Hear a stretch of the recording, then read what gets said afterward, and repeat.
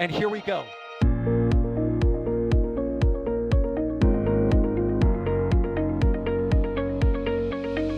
have liftoff. Propulsion continues to be nominal. R68 chamber pressure looks good. Doubling up. Roger, roll, planet. Water towers fly! Yes! Go down to nominal. Flight downside FD off. Bring in FD off. Off. It's orange! 145! Oh my god! Oh my god! Decollage. Put that in the big bag, 343 unfolds to go. Indeed. We rise together, back to the moon and beyond. The methane would be igniting the flare, correct? Yikes. You dead? Sure. We don't need any more of these.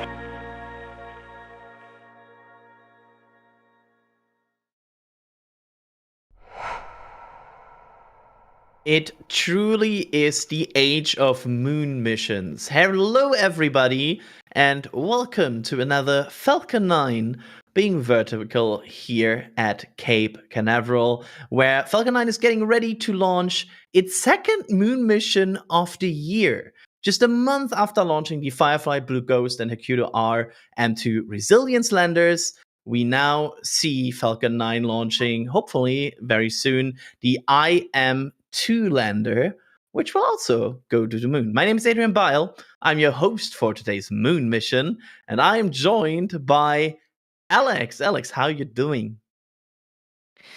I'm doing fantastic, man. I cannot wait to see more things going to the moon. Today, I got to see, Firefly posting this amazing video from the lunar views of Blue Ghost. That lander lifted off from this very same pad just a month and a half ago, and soon we're gonna have another lander on its way to the moon. It's amazing the times that we live in. We're gonna have potentially 2 landers working and operating on the surface of the moon. It's amazing. Yeah, truly amazing. There's so many moon launches and also moon landings coming up that we are really getting spoiled here with moon activity. And in a pattern that is now emerging on NSF, the second person I'm introducing here as a commentator today is Sawyer. Sawyer, do we have you on comms? I'll be on comms in about 5 or 10 minutes, just getting a very special camera view set up for everyone, and then I will join you to talk about the mission. Absolutely. There's Sawyer. Sawyer will join us in 5 to 10 minutes. And until then, we will talk about what is launching today. So, of course, we also have other people in the field here, which is Max Evans. Max is also bringing us a feed a bit later.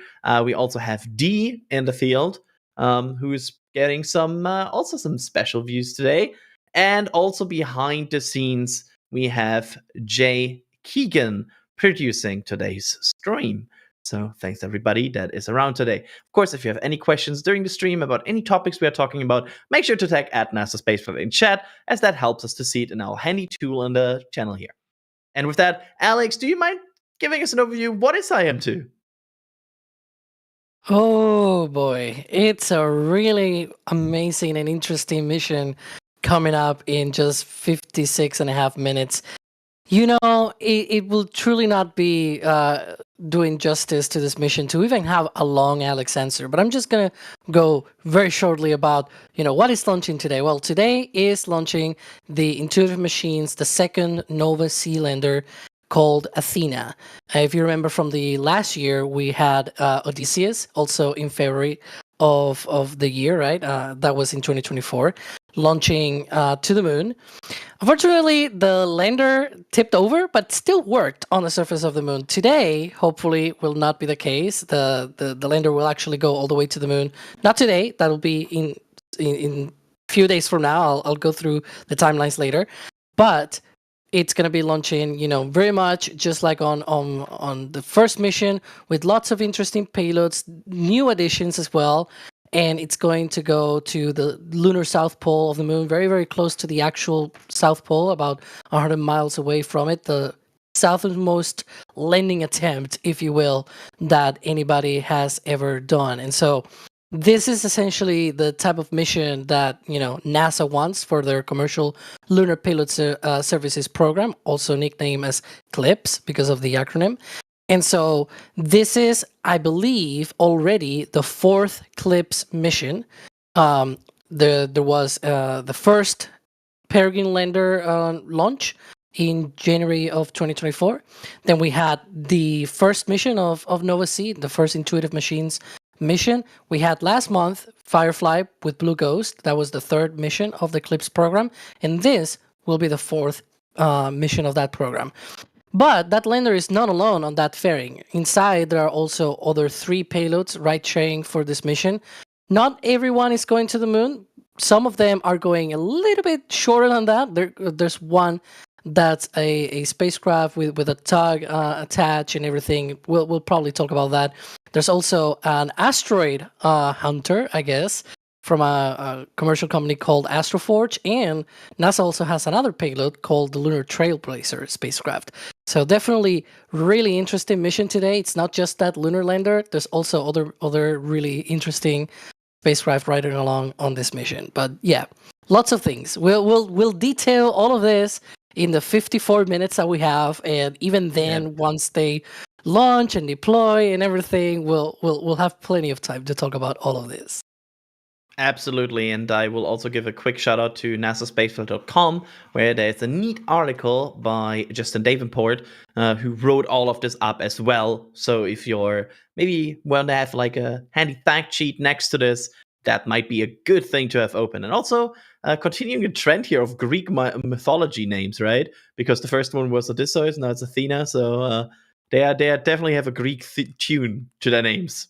So let's talk about Nova C and also about like what this will do, Alex. What is the difference versus the IM-1 mission here, and what is the main primary goal of Nova C IM-2? Yeah, so whereas when IM-1 launched, it was the very first time that this company had launched anything to the moon. And by the way, I just got SpaceX just posted on X, fueling of the IM-2 lander, excuse me, is complete. I was thinking about IM-1. We'll talk about also about that fueling because it's very interesting.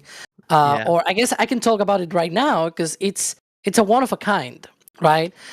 Usually other spacecraft that we see launch, they have these storable propellants, hypergolics and whatnot. This one, however, carries cryogenic propellants, in particular liquid methane and liquid oxygen to, be able to propel itself across space and also land on the moon. And so one of the features of that is that they need this launch pad. They need to launch from Launch Complex 39A because the SpaceX built a dedicated tank farm system to be able to load the lander with those cryogenics. So this news that the lander is fully loaded should not be a surprise for those that were around for IM-1, because that was the first time they were able to do that. It was the first time any spacecraft in deep space was able to use these cryogenic propellants. Like, for example, Apollo also uses storable propellants, hypergolics, essentially, right? You go back to any other spacecraft that has crossed the lunar orbit and be active and actually be maneuverable, right? I cannot recall any of those that have even used some sort of cryogenic propellant, let alone land on the moon with, using those. And it's very tricky because they boil off, right? And so you need to do really good management of that propellant, and then you need to make sure that you can load those as quickly as possible before your launch, which is what SpaceX did. So that first mission was, a first of a first, but now this lander is upgraded. There's a lot of more technology to be able to properly land this time around.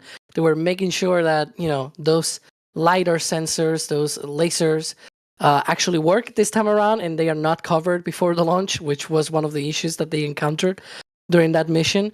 And there's a lot of new technologies. Of course, there's also different payloads riding along on this mission, which we may hit later in the broadcast. One of the other things that changes is also the landing site. So on Intuitive Machines 1, I remember perfectly, it was Malapert A crater on really close to the lunar South Pole. This will be even closer on what is called the Mons Mouton. I guess it's a word of the day, I guess. But yeah, that's a little bit closer to the lunar South Pole. There's a lot of shadowy craters, essentially craters where there's never any sun shining on them, and they're going to try and get some special experiments, I guess, out of that. Yeah, there's a drill. I think I can spoiler. There's a drill. There's some spectrometer. There's some. There's a like a hopper that will do some hops of that, and there's also some high like some neutron analysis on the moon. There's all kinds of things. It's so much. You can see there the tank farm systems. So you see the white structure next to the rocket, right? Right at the bottom, there's like a small vertical tank. It's a small just because it's tiny compared to the tower, but that thing is like 3 humans tall, and so it's venting right now. That's part of the tank farm systems for the lander. That one, if I'm not mistaken, is for liquid oxygen, actually, for loading the lander. So it's nice that we see that activity. But yeah, Adrian, you were mentioning oh, there we go. Thanks, Jay. There we have an aerial view from Max, actually, from a while ago. But there you can see where the vertical oxygen tank is and the vertical methane tank. I guess I should have used something different than green, but that was a quick,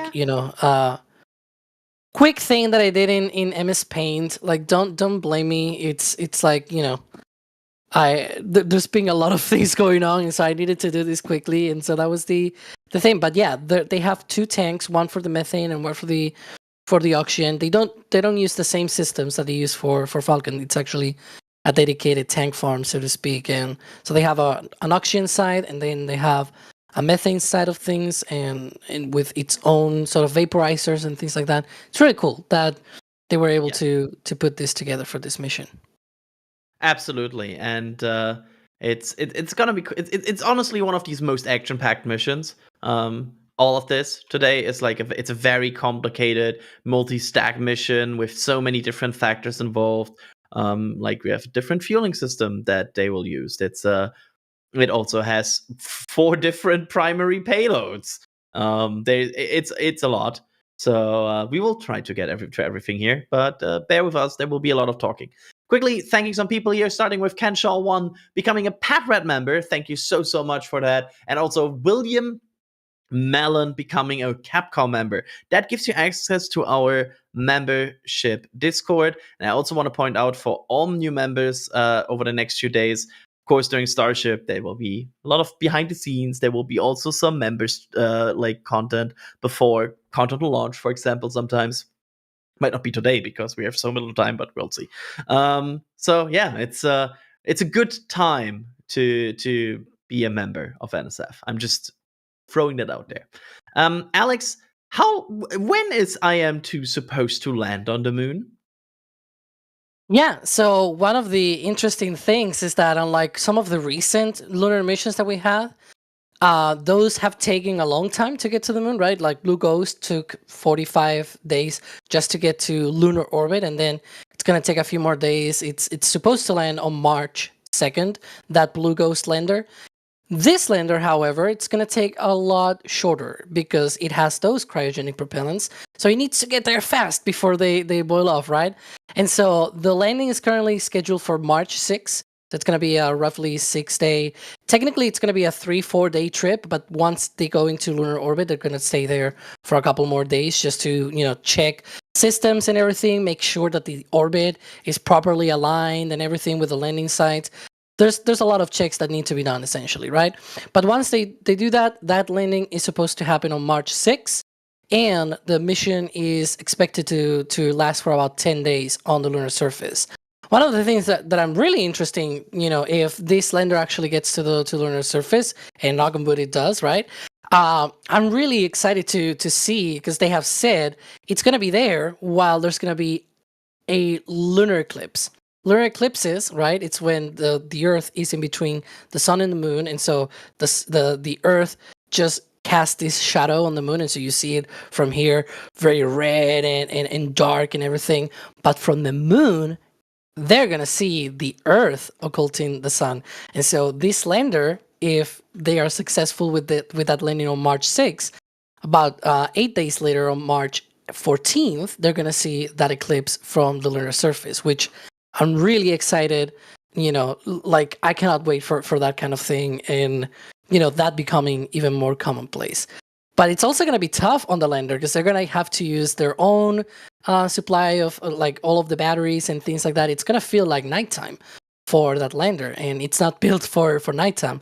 It's also the whole reason why this mission is only 10 days long on the lunar surface, because that's when the nighttime comes over the landing site, and it's not built for the nighttime conditions of the moon, which can be very harsh. Absolutely. It's there's so much that goes into the power planning of these missions. It's such an underrated part of deep space or like non-LEO missions, because you don't have like the abundance of solar energy all the time.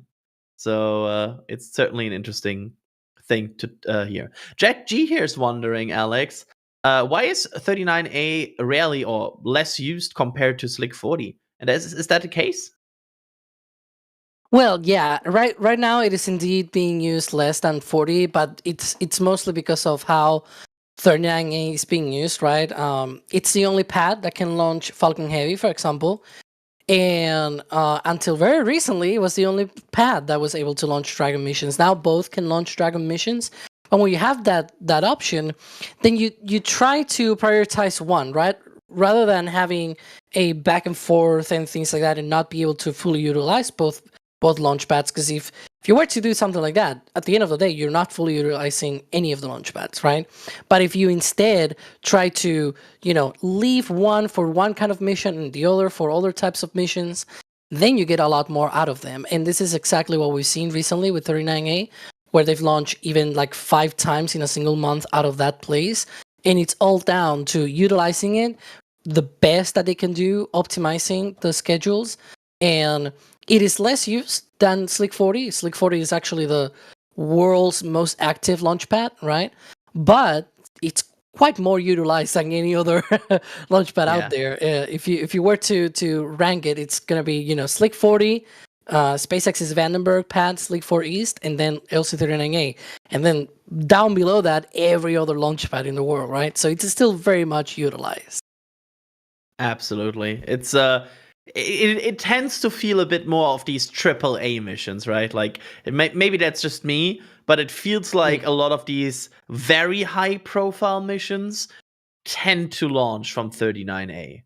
You're not wrong. I mean, most of the missions recently from 39A have been customer missions. Like we saw Worldview Legion was the last one, then SpainSat before that.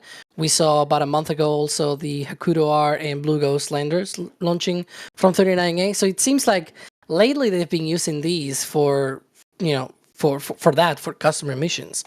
And that probably comes back to the optimization thing that I was talking about, that you just leave one of the launch pads to maybe the kind of missions that are a little bit slower in between, right? When you have a customer, sometimes you have to keep on their schedule rather than on your own schedule, like you do, for example, if you were SpaceX, right? If you were SpaceX, you were launching Starlink satellites, and that's your own payload. You can control your own schedules and things like that, and so it's a lot easier when you just move them off to the other launch pad, and you can launch from the other one much more quickly. And that is also a thing we have seen more and more in the past, because SpaceX has started to, as you said, Dragon can now launch from 40, and that is not only giving capabilities, it also gives you flexibility, because you're suddenly not locked down to one single pad. Mm-hmm. You can flexible between the two. So that was very useful last year, precisely with the Crew 9 launch, because they had Europa Clipper from 39A, and that needed a Falcon Heavy. And so if they wanted to launch a Crew Dragon while also preparing a Falcon Heavy mission with none other than Europa Clipper and a planetary window, having another launch pad, that helps a lot. And by the way, I got to give a shout out to Mother Nature, I guess, because it's like, look at that, those colors. there's probably a person here out there saying like that you also give a shout out to the camera because without that we wouldn't see this. But with 40 minutes here to go, let's quickly talk about the timeline here, and I will start that off, and you can add what you want to add, Alex. I would just want to give you a quick break here. But Yeah, with that, sure. we have a 40-minute to launch here, and that is a time that everybody here that has watched a lot of Falcon 9s is familiar with, because at the T-minus 38-minute mark, we have the moment where the launch director from SpaceX will verify go for propellant loading. That is the moment where they will start to prepare the auto sequence, which will then start at T-minus 35 minutes, which will bring RP1 into stage 1, LOX into stage 1, and RP1 into stage 2. That will all wrap. Then we will go through the complicated fueling sequence all the way up until T-minus 2 minutes, where they will wrap up all the loading. Then they will start to bring the Falcon 9 in startup at T-minus 1 minute, and then hopefully we will see a flawless move into launch, and then hopefully a deploy, which I think today's right about 45 minutes after launch. I think, Alex, that's the deployment area you're talking about. Yeah. So, First will yeah. be the lander at 43 minutes, then the other 3 ride shares about 4 minutes later. There we go. And we should also say about today's window that today's window, thanks to orbital dynamics and whatnot, is an instantaneous window, correct? So they either launch at that very time frame that is in the top left there, which is 38 minutes and 55 seconds, or they don't launch at all today. So that is just a quick note here for which tends to happen with these beyond LEO missions. And Alex, we should also probably quickly talk about what is launching today. Like, what is the rocket that is launching today? So, what is this booster? Quick overview, and what will the booster do after deployment? Give us a recovery overview. Yeah, that is exactly, because today's mission, it's a payload that it's more exciting, right? So today's launch is going to feature booster B1083. It's going to be on its 9th launch. You can see there some of the history of this booster, including Crew 8, a bunch of Starlinks, Polaris Dawn. It also supported as well. CRS 31 and Astrantis from One to Many. And as you can see, there are 4 Starlink missions as well. It's going to be going straight east out of the Cape, right? Once this thing launches, it's going to head east, and it's going to land on a drone ship downrange called a Shorefall of Gravitas. And this one will be actually, if successful, it should be the 100th landing on a Shorefall of Gravitas, which I'm really excited to mark on my spreadsheet, by the way.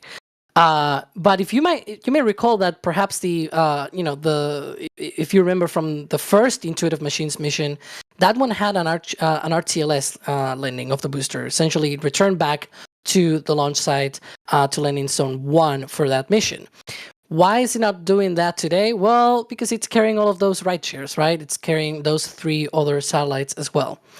But yeah, it's going to land on a drone ship, a Shuttle of Gravitas. We're going to have also that recovery of those fairing halves on recovery vessel Doug. The second stage will be performing 2 burns on this mission. One first to carry the payloads into a preliminary low Earth orbit. And then about 30 minutes later, it'll ignite again to carry them into a translunar injection. So it's going to be a 2-burn profile. And then we're going to have that separation of payloads about 45 minutes into flight.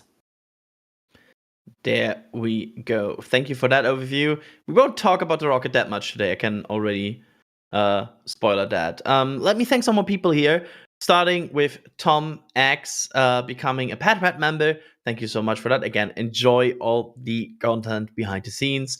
Aaron with a $5 super chat saying, do we have a visibility map for tonight? I am not sure if we have a visibility map for tonight. If we have, it will probably appear. If not, yeah, there we go. It's at least it's not a fully visibility map, but it's a trajectory. So we will probably be able, with these clear conditions, to see it somewhere around the Cape.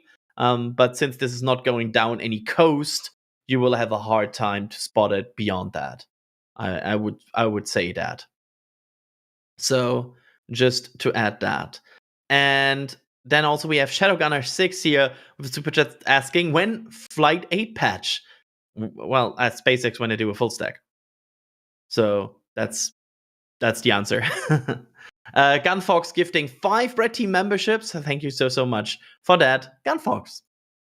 And with that, I am bringing in, I think, another person here into our commentary again. Sawyer, do we have you on commentary? I don't think that's the case yet. Okay, we'll come back to that Yes, we later. do. Sorry about that. I was trying to Oh, there find the we unmute button. There we go. Sawyer, how are you doing? Well, are you excited? 35 minutes to moon? 35 minutes to moon. I like it that way. As opposed to launch, we are going to moon. So yes, very much so. And yeah, we have awesome views tonight. So gorgeously clear skies, as you can see. I'm excited for this one. Yeah, it's very cinematic today, right? It feels very, very cinematic today for sure. It kind of has been all day, including earlier we were out for a remote setup and the sky was just extra blue, and now getting that gorgeous sunset and the clear skies where it's very rare to see weather concerns, none on the official forecast, but I love it. Yeah, that's always good. If we don't have any concerns about weather, that's amazing. Sorry, of course, we have already talked a bit about Nova C, but I kind of want to talk about other payloads that are on this that are not Nova C. And I will just leave it to you if you want to pick one of these and give us a quick rundown of your favorite non-Nova C payload that is on this mission. Okay. Well, there's a couple that are really interesting. One of them, there is the sort of mini hopper that they have, and no, it's not like Star Hopper. But the plan is that it will be able to take off from the lander itself and then hop to around 2 kilometers away to different spots to be able to check out different areas, be able to see, maybe there's more things that we can look at in shadow, to be able to take photos of the lander and other things around it. Also, part of that is testing a communication system made by Nokia Bell.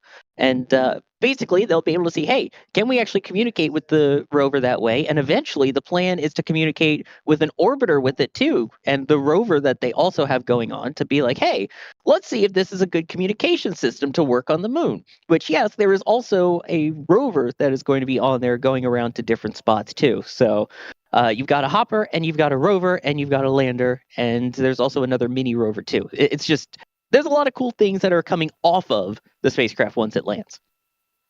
I want to also, as a German, give a quick shout out to the German Space Agency, who has an instrument on today's mission, the lunar radiometer, which will do some radio measurement that is being supplied by the German Space Agency. So as a German, I want to quickly mention that as well.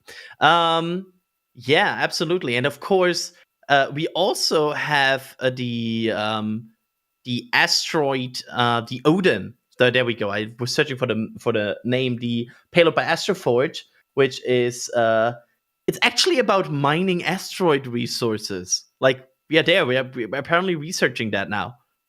It will not do that though. It will just fly by the asteroid. Yeah. But it's a stepping stone, I guess. It's a first step for them. Well, technically not the first, but it's the first time they're gonna go into deep space, and so they're gonna try and fly by an asteroid and test a lot of the systems on the spacecraft. Because to be able to run a marathon, you first have to crawl, then walk, then actually run a little bit, and then get all the way out to a marathon. Landing on an asteroid, mining it, and returning all of that material back to Earth, that takes a lot of work. Absolutely. It's still it's cool that there's some research being put on that, because of course there is some resources in space that could be very interesting if you ever do in space manufacturing, for example. So always interesting. Sawyer, bringing this to you here, a phenomenon we always talk about here, and there was also a very special guest on yesterday's Countdown to Launch. Isaac Sanders is wondering, what are the jellyfish effect chances for tonight? I can already hear the sound effect and picture Alex doing the hand motions. Yep. So, Oh, come on. I mean, based on when it's going to be relatively close to sunset, but I think it might be a little too dark to see it. Hopefully I'm pleasantly surprised, but just based on the rate at which the sun is setting, that the sun isn't visible anymore, I think it might be a little on the edge of it, more towards not. But barely missing it. What we are not missing, though, is frost. We can see frost on the vehicle here. Thanks to these today's supplied path cameras, we can see it very closely, which is a cool thing to see. You can see the frost line there going up the booster as the tanks of the rockets are being filled. Always cool to see. There's a question here by Wilbur Baggins. I will throw to you, Alex. Do SpaceX carry out the go no go poll? We never hear. Well, yeah, they do have a go no go poll. Unfortunately, it is not the usual, comms, go, stage 1, go, whatever. At least for Falcon 9, they don't do that, or we're not aware of them doing that. They have an electronical poll, essentially, that they just, push and say, I'm go or I'm not go or anything like that. And once that's done, the launch director will see the results of that electronic poll, and he will say, or she will say, we are go for propellant load and blah, blah, blah, blah. He will give all of the abort instructions and things like that. And so that's pretty much what you will get from that. And then closer to the launch, at T-minus 45 seconds, that's when you hear the final go for launch. Usually that's because during the countdown sequence, now that they have started the propellant load, at T-minus 35 minutes, it's completely automated in the sense that there's no commands being given to the ground systems or the rocket or anything. It just runs automatically from here. And if they actually give a command, it's usually to abort the launch, right? And we don't want that type of command. Please don't do that, SpaceX. Thank you. And so that is essentially what they're doing right now. It's just, sitting and looking at their screens, making sure that everything is proceeding nominally. And again, if for whatever reason something were to happen, they can stop that manually. But, from here on, it's all on autopilot. Absolutely. It's the so-called auto sequence, right? So It very much is auto sequencing. Let me thank some more people here. Astro Knucklehead with the gifting of a Red Team membership. Thank you so much for that. I hope the person that received that, thank you. And also we have Long This with a $100 super chat. Thank you so much. And they're saying, I grew up loving Boeing, be it 747s or the Saturn V. Are they too far behind SpaceX, or is there room for two? In terms of competition, I would say it's right now a very much an ask for the other companies to find a good competition, and the probably closest to researching similar technology would be Blue Origin. But right now, SpaceX is very much ahead of everybody. Is that a fair assessment in terms of rocket infrastructure? Yeah, and I think there's room for even more than two, right? But there's always going to be some major players. Just like in aviation, you have Boeing and Airbus, right? But there are other companies out there making planes as well. And so, just because the other ones are not as famous is not that they don't have their own market and their own, niche kind of location, right, on the market. And so, I mean, Boeing right now, I think it's just that it's not going the right way, right, to get on the market. They'll probably have to shift things, but yeah. Absolutely. Hey, Sawyer, do you fancy a question about orbital dynamics and transfer maneuvers? I always do, Adrian. How'd you know? I mean, it's our favorite topic. We talk about it every single day. Eric Robertson is wondering, why do some of these missions take weeks to reach the moon? A lot of it is kind of by choice, and a lot of it, as you mentioned, is orbital dynamics. So with the other ones, what they tried to do is to basically save fuel. They said, all right, let's slowly work our way out. We'll increase the orbit little by little, and then the final orbital increase will take it out to the moon, which is what Blue Ghost did. In this case, they are aiming for a very tight window. They want to hit the southern pole in that Mons Mouton right at orbital, or right at lunar sunrise. That lasts for about 14 days. They'll have sun. And once that sun is gone, their mission is over. So they have even said that they will adjust how long they spend in orbit of the Earth and in orbit of the moon based off of what day they launch, so that they can hit that exact target and maximize their science while the rover is able to, or the lander is able to function, because once it goes into that lunar night, it gets so cold that all the electronics are going to kind of just freeze up. It's electric power, like all of that is not really of abundance anymore once you're in that lunar night. It's just gonna freeze.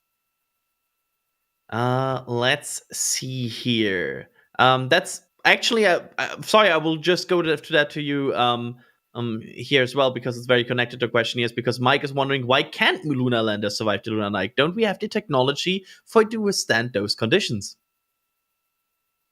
I mean, yes, we do. When I was talking to the Firefly team in regards to Blue Ghost, they said that for future missions, they do plan to be able to function into the lunar night.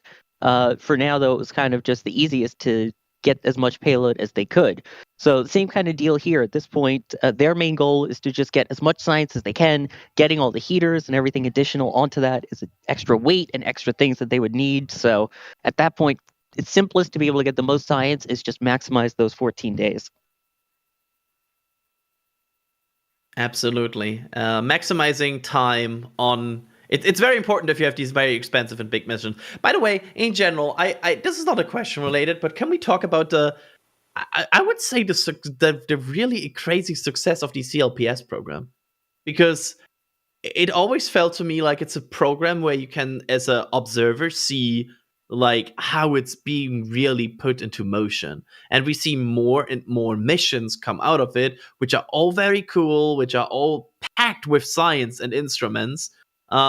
So like I always felt, I know success is it's a bit of different word depending on how you're, but like I always felt like it's a really, really cool thing that we see these companies all work on these moonlanders and just sending stuff to the moon. So I always felt that was a really, really cool thing. Yeah, it's a way to get as many people to the moon as possible and get as much science as possible without having to send an SLS. Yeah. I mean, it's so many science payloads we see, and it's almost hard to recap everything that is on oversea today, with different spectrometers, of course, for observation of ground.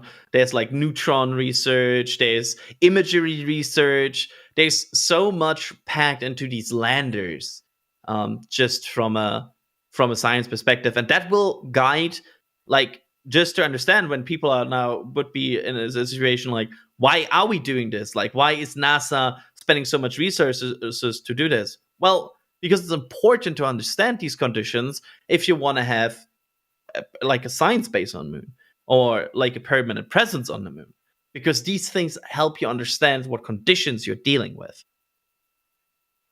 So always It's amazing the amount of things that they can pack on and say, hey, we're going to hitch a ride and get as much science as possible to be able to put it towards future lunar missions without having to launch an SLS just to get some science. Yeah, and I bet Falcon 9 is also happy to launch all of these moon missions. Let me thank some more people here, starting with Byteford gifting 5 Red Team memberships. Thank you so much, Byteford. Very, very generous. Kevin Rushing becoming a Pat Red member. Thank you so much for that. The Nozzle gifting a Red Team membership. And then also Long Dis again with a $50 super chat, asking about Rocket Lab, like in the overall prospect of like challenging SpaceX. I mean, they're there. They have their like fully integrated kind of mission. They have a lot of customers as well. I wouldn't count out Rocket Lab. It's gonna be interesting how fast they can get Neutron running once it's there. So that's always the interesting point here. But yeah, Rocket Lab's also a very, very cool company. Let me hit some more. Oh, this is a fun one, Alex. FTS is wondering, how fast would a rover have to travel in order to stay in sunlight at all times on the moon? Oh, you know what? That is an amazing question. It sounds silly at face value, but it is not. I will have to calculate that. It's a bit of a tricky question, because on the moon it might be possible to outrun the sun, because it's a 28 day 28 day, I guess. So 14 days of daylight. So it takes a while to yeah. Somebody saying in chat, lunar terminator is 15 kilometers per hour. So yeah, the lunar terminator, is that on the equator or to the lunar south pole, right? It's different. It's very tricky, but yeah, go ahead. I will have to quickly interrupt you here Yes. for the T-minus 20-minute vent that has just started, which is ongoing here. And Alex, I will throw this to you. What is the T-minus 20-minute vent, and why are we observing this right now? Stage 2, Yes, RP1 load complete. Well, first that, they have just completed RP1 load on the second stage. And so right now they're preparing for that liquid oxygen load on the second stage. That should begin in about 4 minutes from now. And so they are essentially chilling down that line right now, flowing some of that liquid oxygen through and getting it conditioned for the liquid oxygen load on the second stage. So that's what we see, that vent. That's gaseous oxygen coming out of that. Technically what you see is the vapor from the atmosphere condensating, and because it's very cold, the gaseous oxygen is really, really cold. But yeah, that's the vent. There you go. That is indeed the vent. Let's see here. I'm thinking about if there's any instrument we have not talked about or given enough attention so far, which we still should mention. If you have something here, one of you two, feel free to interrupt me and just jump in. But I think we have at least talked through most of them at this point, which took only 14 minutes. So that was a packed mission here. Let's see here. What question? We don't expect a jellyfish tonight. You can kind of see it at this point, right, Sawyer? 20 minutes before launch and it's already kind of fully dark. That's not what you want for a jellyfish. You kind of want this, this would have been good if it's now launching. Yeah, even from where I am right now, I'm trying to provide a view, but it's so dark that it's a bit of a struggle to get something that you guys can actually see. But that is what it looks like from where I am as we speak. And it is quite dark now, but the skies are gorgeously clear. There are no stars in the sky, and everything weather-wise remains go for this launch, 7:16 p.m. Eastern Time, about 18 minutes from now. And again, that launch is instantaneous. It's either launching there or not at all today. Alex, is there any knowledge we have about certain windows for this mission? Will there be restriction on if they do they have only certain days and then they can't launch anymore? Because we talked about the lunar shadow thing earlier. Yeah, they only have a few days to be able to land this. If I'm not mistaken, they have not said actually how long.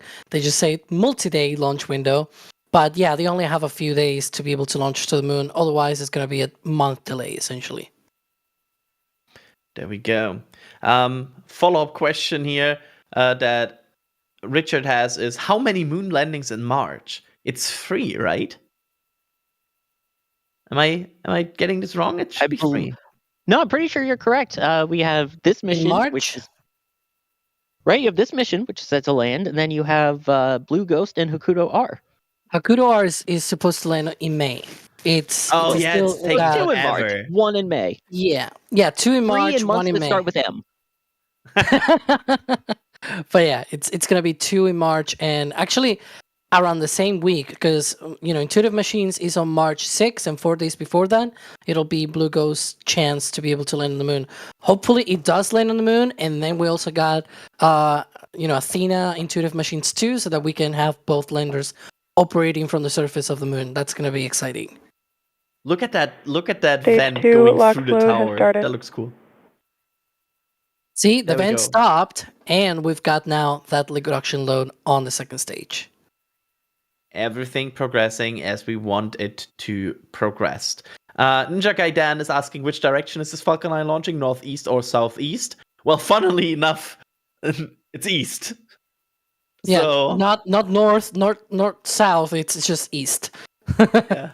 It's funny that you asked northeast or southeast. It's actually east.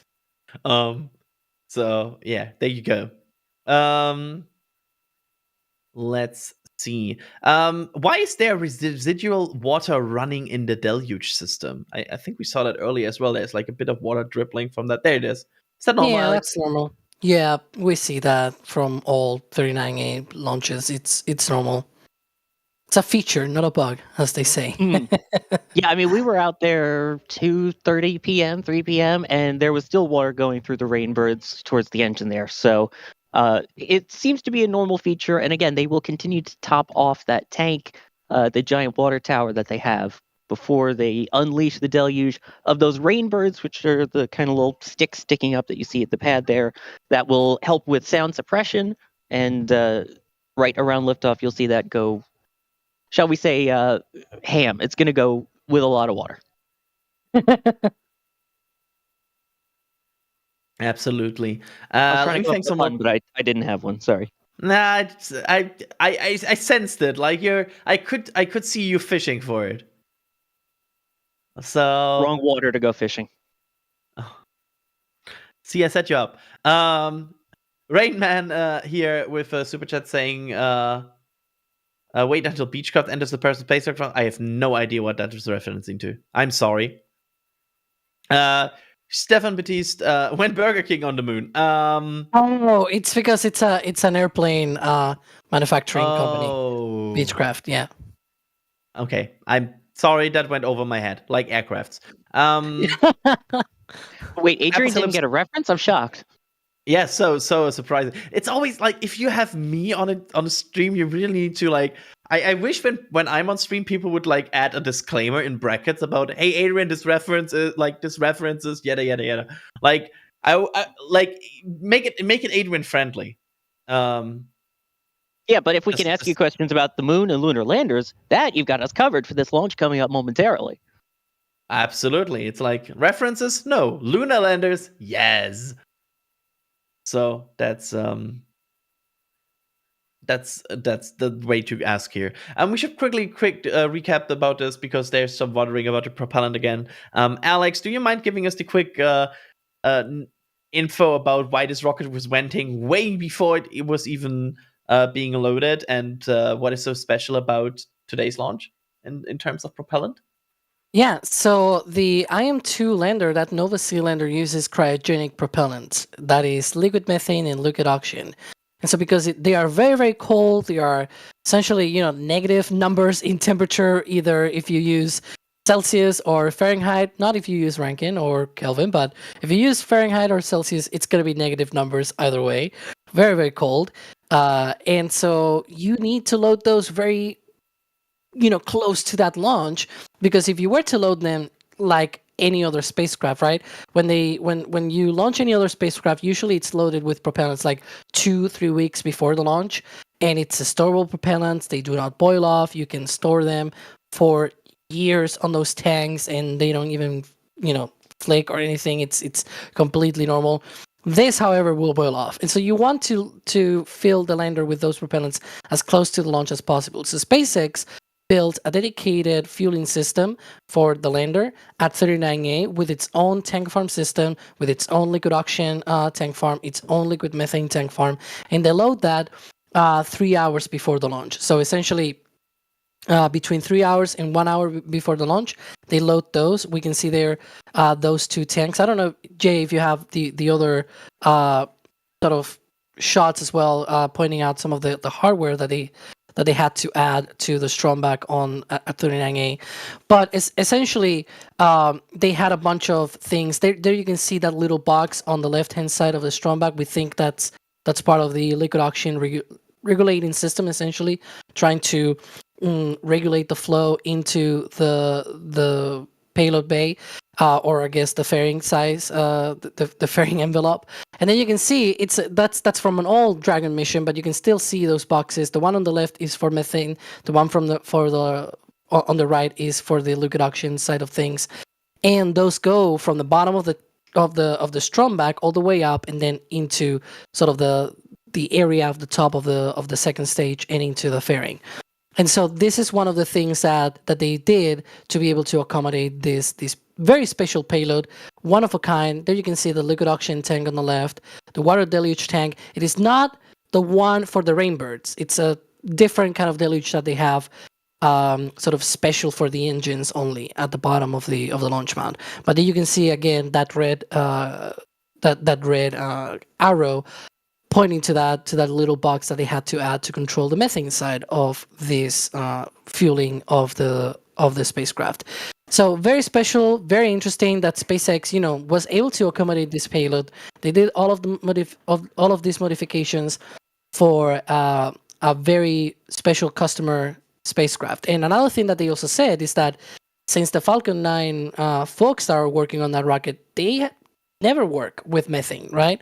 So they actually had to bring expertise from the Starship teams to be able to accommodate these, tank farms and loading procedures and everything on the lander. So it's really cool that they were able to make use of that. Absolutely. I have a very easy question for you, Sawyer. That is totally not multi-layered. Which is harder to land on, the moon or the Mars? Oh, geez. Yeah, that's not difficult at all. I'm going to go out on a Mars? limb and say Mars because of the fact that you have 1/3 of Earth's gravity and you have a very thick atmosphere. So you have to make it through the so-called 7 minutes of terror to be able to get through the densest parts of that atmosphere, make it through. And then since there is still a third gravity, it's not as light of a touchdown as the moon, which is 1/6 of Earth's gravity. And there is minimal to no atmosphere to deal with, so there's no drag. So yeah, Mars is quite a drag. The moon is easier in that sense, but you also have all of the rocks and bumps and things, and lunar landing is not as easy as it seems still. So of the two, though, I think lunar is a little easier, and easy in big asterisks. Yep. Thank you for that. It's a multi-layered question, right? Like you could almost make it like a 20-minute video just about this question alone, because there's so many ways to answer this and to debate what is easier or harder. It's honestly a very, very fun question. I found. So yeah. 8 minutes and 30 seconds to go. Let me quickly thank some more people, and then we will go into terminal account commentary here. Starting with Apocalypse Cow, gifting 5 Red Team memberships. Thank you so much for that, Apocalypse Cow. As always, along this, also with another super chat, hoping that everybody enjoys these launches. And then also JC Davis with a super chat saying, wrong rocket, but Friday will be busy, so I said it here. Ideas for Starship Patch Collection Edition for Flight 1 to 10. We have always some ideas. We're always cooking on new ideas for the store. But yeah, first you will hopefully soon see the Starship patch for the next flight. And then we also have our very own Daniel B saying in a $5 super chat, I just want Adrian to say "skirl." He did it. He said the thing. It's the worst word ever. Oops. He said it. Yeah, I hate it. Thank you. So 7 minutes to go. Alex, quick rundown. What is happening in the next 7 minutes? Well, right now we are essentially about to go into engine chill. That's when they condition those engines for launch. Very similar to what we saw with the Stromback vent, right? Engines are chilling in for flight. There you go. Thank you, SpaceX, for that. And so those engines are getting, they open the pre-valves on the engines, those valves that allow that liquid oxygen to go into the pump. And so that liquid oxygen flows into the pump. The pump gets conditioned very cold, right? And in that way, when they need to run, because those things go very, very fast at ignition, right? They are already in that really cold environment that they need to work in for ignition. So very, very basically just conditioning those engines for flight. There you go. Stage 1 of run load complete. And there's RP1 complete. Yep, on stage 1. It is progressing well here. 6 minutes to go. The adrenaline is building as it is still a moon mission. So it has that bit of extra spice versus like a Leo mission. At least that's how I feel about it. Moon always hits a bit different. So absolutely. Yeah. 6 minutes to go here. Sorry, what's your plan for the launch? You will also track the launch? Absolutely, I will. I am currently overlooking the press site right now, being able to see the pad. It is a gorgeous night out. I have that and a very cool potential streak shot, if it works out, that mentions our favorite vehicle that would give people bingo. Yeah. That's Space shuttle, yes. I was not gonna say it to deny the bingo. Well, you gave... hopefully you'll be saying it once the shot comes out, but I will talk to you guys after the launch. I was about to outro you. Thank you so much for your commentary already, Sawyer, and good luck tracking. See you, after a successful launch. We will chat after.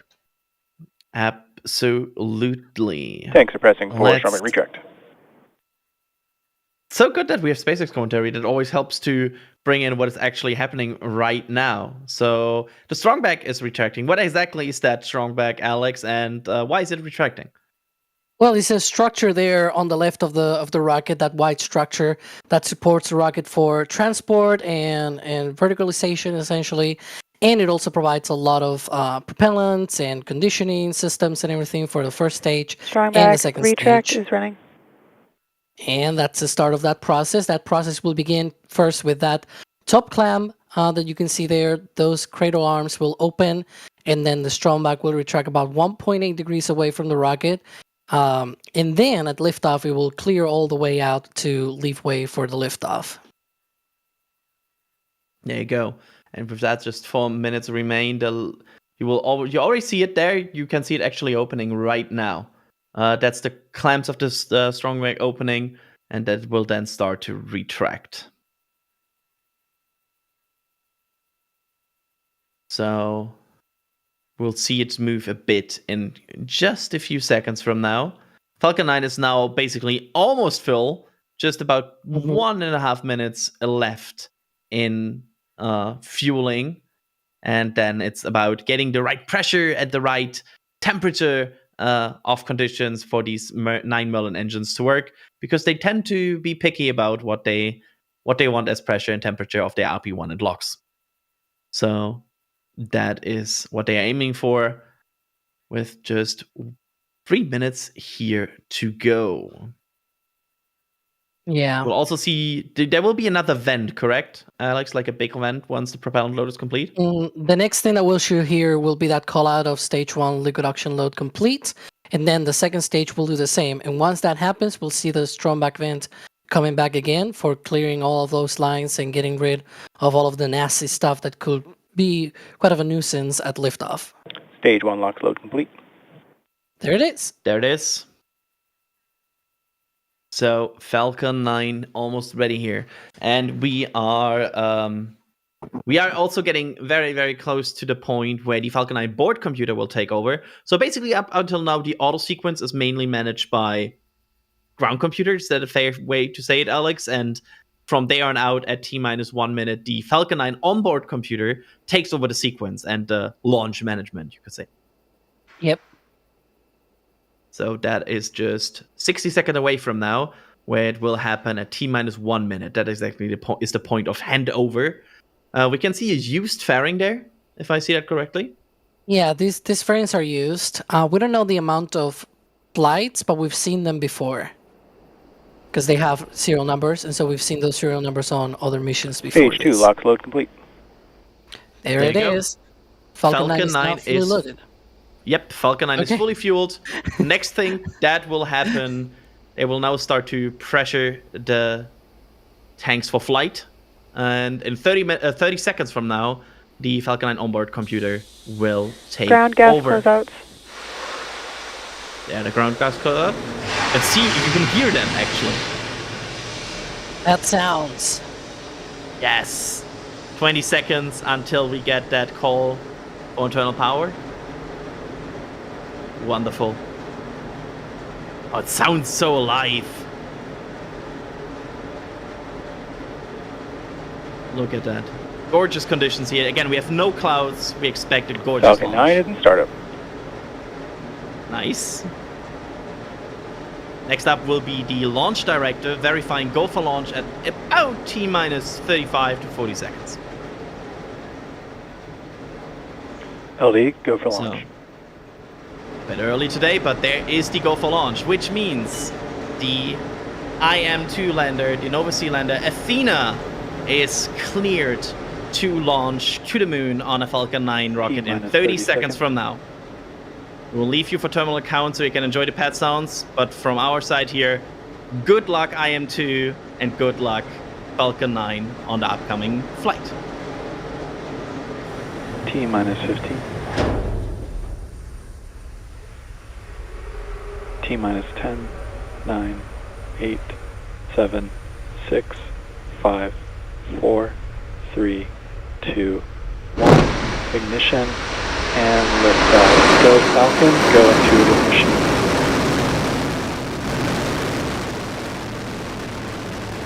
Vehicle is pitching downrange. M1 propulsion is nominal.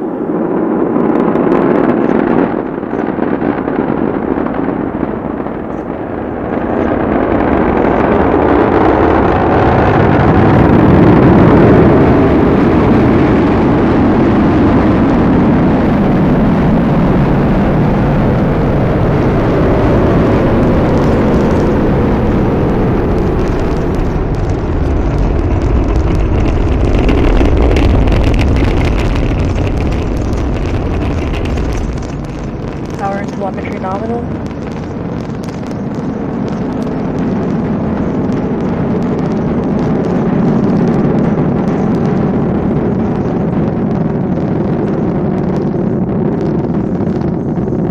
Falcon 9 is supersonic.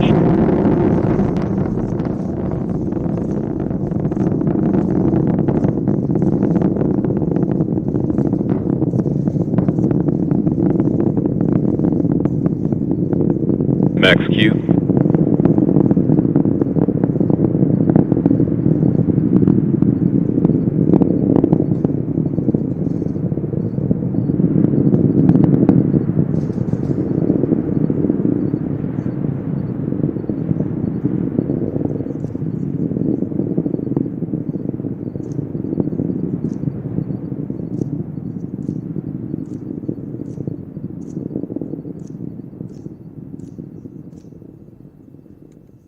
Using the propulsion of 9 Merlin engines, we have a Falcon 9 in the air, launching to the moon and carrying the IM-2 payload. Everything looking good so far as we are approaching the very end of the first stage burn here that is about to be concluded before stage separation. Ooh! This is the That's soundtrack cool. from the Cape Cams. Look at that blue. It's so cool how it looks right before stage separation. You'll be coming up on that MECO, main engine cut off. You will see the stage shut down. There it is. And Nico? that's main engine cutoff. Stage separation confirmed. Good. And there is Whoa, the look at beautiful... that. Ooh. The limb of the earth. Wow. That's So beautiful. That Back looks ignition. fantastic. And we have a successful Merlin vacuum ignition. How long is that first burn? It should be about 6 minutes. Yep.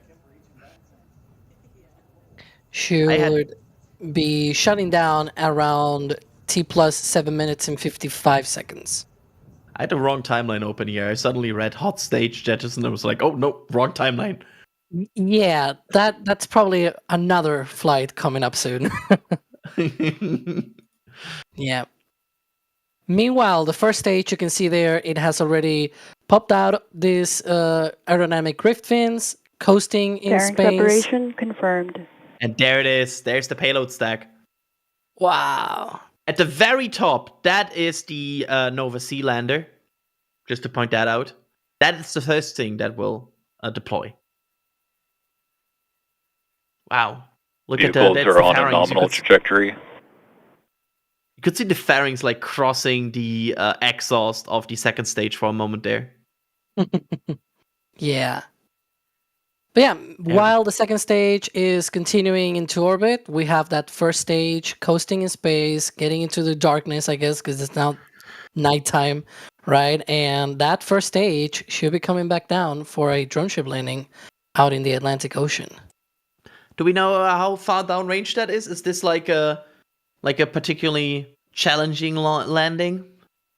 Not particularly challenging. It should be very much, par for the course for this booster. Yeah. It has already read the instructions, I guess. Even though it's not landing on just read the instructions, I kind of wanted to have that. Apparently, that can I confirmation that is on the right side is a track from Neat Pizza, correct?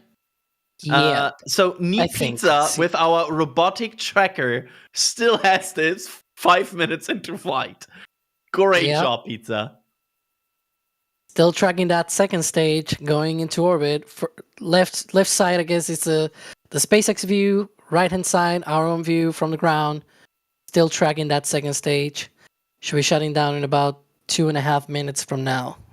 That track is rock solid, I have to say, by the way.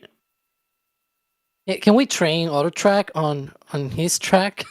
Yeah, can we train AutoTrack on Pizza? Wonderful. Crispy saying in the back channel, Pizza will still be tracking it when the lander is in lunar orbit. This is fantastic. Thank you for that, Pizza. Like, this is absolutely cool to see. Yeah. We are approaching a good chunk of the second stage burn, and also we are getting ready to see the landing events of the booster, which is entry burn. Go ahead. I was gonna let you. So entry burn should be in about 15 seconds from now. Second stage shutdown should be in 2 minutes. That's the sort of the timeline coming up here. And then B1083 will hopefully touch down for the 9th time. That's the goal. And Stage 1 entry burn start. Ooh, there we go. Stage 1 FTS is saved. Sometimes it's a wide range on these microphones of SpaceX. There's the entry burn. That's 3 engines. Yep. Slowing down. Bottom left of how hard it hits the brakes right now. We're always thinking of the same thing. It's almost Stage like it's 1 entry like burn what? shutdown. 450 something Falcon 9, right? Yeah, But we yeah, are there very we in go. sync. Yeah. We've been doing this for a while. But yeah, if successful, if that booster actually aces that landing, that should be the 100th landing on a chauffeur of gravitas. Hopefully, we'll get to that in about a couple of minutes from now. Meanwhile, second stage, continuing into orbit, less than a minute now on that second stage burn. Pizza still is tracking that second stage. Yeah, Pizza is probably at some point onboarding a handover camera from Europe and starts to track again. Yeah, for people that do not really grasp how complicated this is, that thing is almost 22,000 kilometers per hour and approaching the horizon from the Cape, okay? Like, that thing is really complicated to track, and he's still tracking that. It's also very far away, so you need to see that dot on your screen to be able to track that. Stage 2 Quite FTS amazing, is Pizza. saved. And here we go. Landing is coming up of the Falcon 9 first stage. Hopefully we get some views of that. And unlike on Starlink missions, we'll see first the MVAC shutdown. There it is. And then the landing of the first stage. On Stage Starlink 1 missions, landing it's burn. the opposite. Nominal Landing parking burn, please. orbit. There it is. And looking good. You can see the grid fence wiggle. Landing leg deploy. And here comes the landing legs. And bingo, right in the Stage center. 1 landing confirmed. B1083 lands for 9th time. There we go. The 100th on a chauffeur of gravitas. Wonderful landing. And how long will be the coast phase now for the second stage? It shouldn't be that long. It should be coasting. So the second start, it's at T plus 36 minutes and 25 seconds. But in the meantime, I guess we can replay all of that, right? Yeah, it's probably coming up. I'm not sure if we have Sawyer back yet. Otherwise, I would ask. You can see the engine. That's the engine I of am here. Athena. I am How was here. that, I am Sawyer? back. Oh, that was absolutely amazing. Where I was, you could literally hear the windows that are behind me rattling. The whole building was shaking that I'm on. It is just, ooh, that packs quite a punch, I'll tell you. Yeah, that sounded loud, I have to say. It was, that's for sure. Is that one pipe there on the Falcon 9 second stage like completely glowing? It looked like there's like one pipe completely glowing. Yeah, that tends to happen. And there's the It gets engine. hot. There's the engine of Nova C. It's cool that we get these like rotating views because some of these cameras are really, really cool to see. I really hope they show the separation from that view, from the engine view. Yeah, that would be cool. I wonder if some of Absolutely those, gorgeous. some of those pipes that we That's were the red seeing, pipe. maybe. Yeah, that's the one. I believe that's part of the helium pressurization system. They run these sort of heat exchangers, so it gets very hot when the helium is not running. You can see they have like things imprinted on the legs or like on the feet of the legs Yep. where the lander will touch down. Texas State, I believe this company is from Houston, so the lander has those Texas shapes, I guess, on the pads of the landing gear. Very cool. Well, a very nice detail. And we are now in the coast phase here. So everything looking good so far. And we will, of course, in a bit, also go to replays of this because there's some replays of this. So get ready if you want to see that. And of course, we will also stay alive all the way to deployment since this is a lunar mission. So we will be here with you until they deploy this lander and more. Okay. We'll be around for a while, right? Yeah, absolutely. If you have some questions about this, make sure to tag at NASASpaceflight in chat because we will have some time to answer some more questions here in the next 30 minutes. So yeah, let me thank some more people here before we do that though. Let me thank Longdis for gifting 5 Red Team memberships. Thank you so much, and also thanks for the overall very generous support during today's stream, Longdis. I know that's like there was quite some support before this as well. I'd rather be flying an X-wing with a $5 tip saying, Alex, my favorite. Actually, I think that is supposed to be Adrian. Adrian, my favorite German word is Backpfeifengesicht. Oh. Please have Sawyer and Alex show us the proper way to pronounce that. I'm not sure if I want them to say that.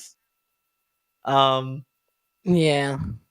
But good One luck. interesting thing, I'll wait if they show the engine shot. You can see some pipes running here on the left and the right, and you can see some of them are marked with M and the other one is marked with an O, one running up and then the other one running down.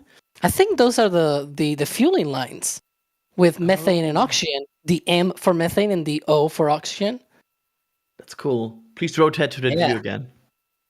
Yeah. You can see that pipe come back cooling to down. it. Yeah.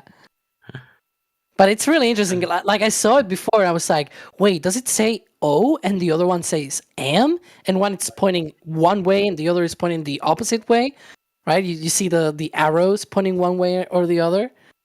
Yeah, there you can see it. You see what I say? There's 2 pipes on each side.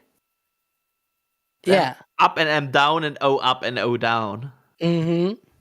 The ones on the left say O and the ones on the right say M. And for each, there's one running up and the other one running down. Really interesting. Oh, we're getting some really cool photos in the back channel. I'm already teasing that. Ooh. There's some. Our team is working their magic.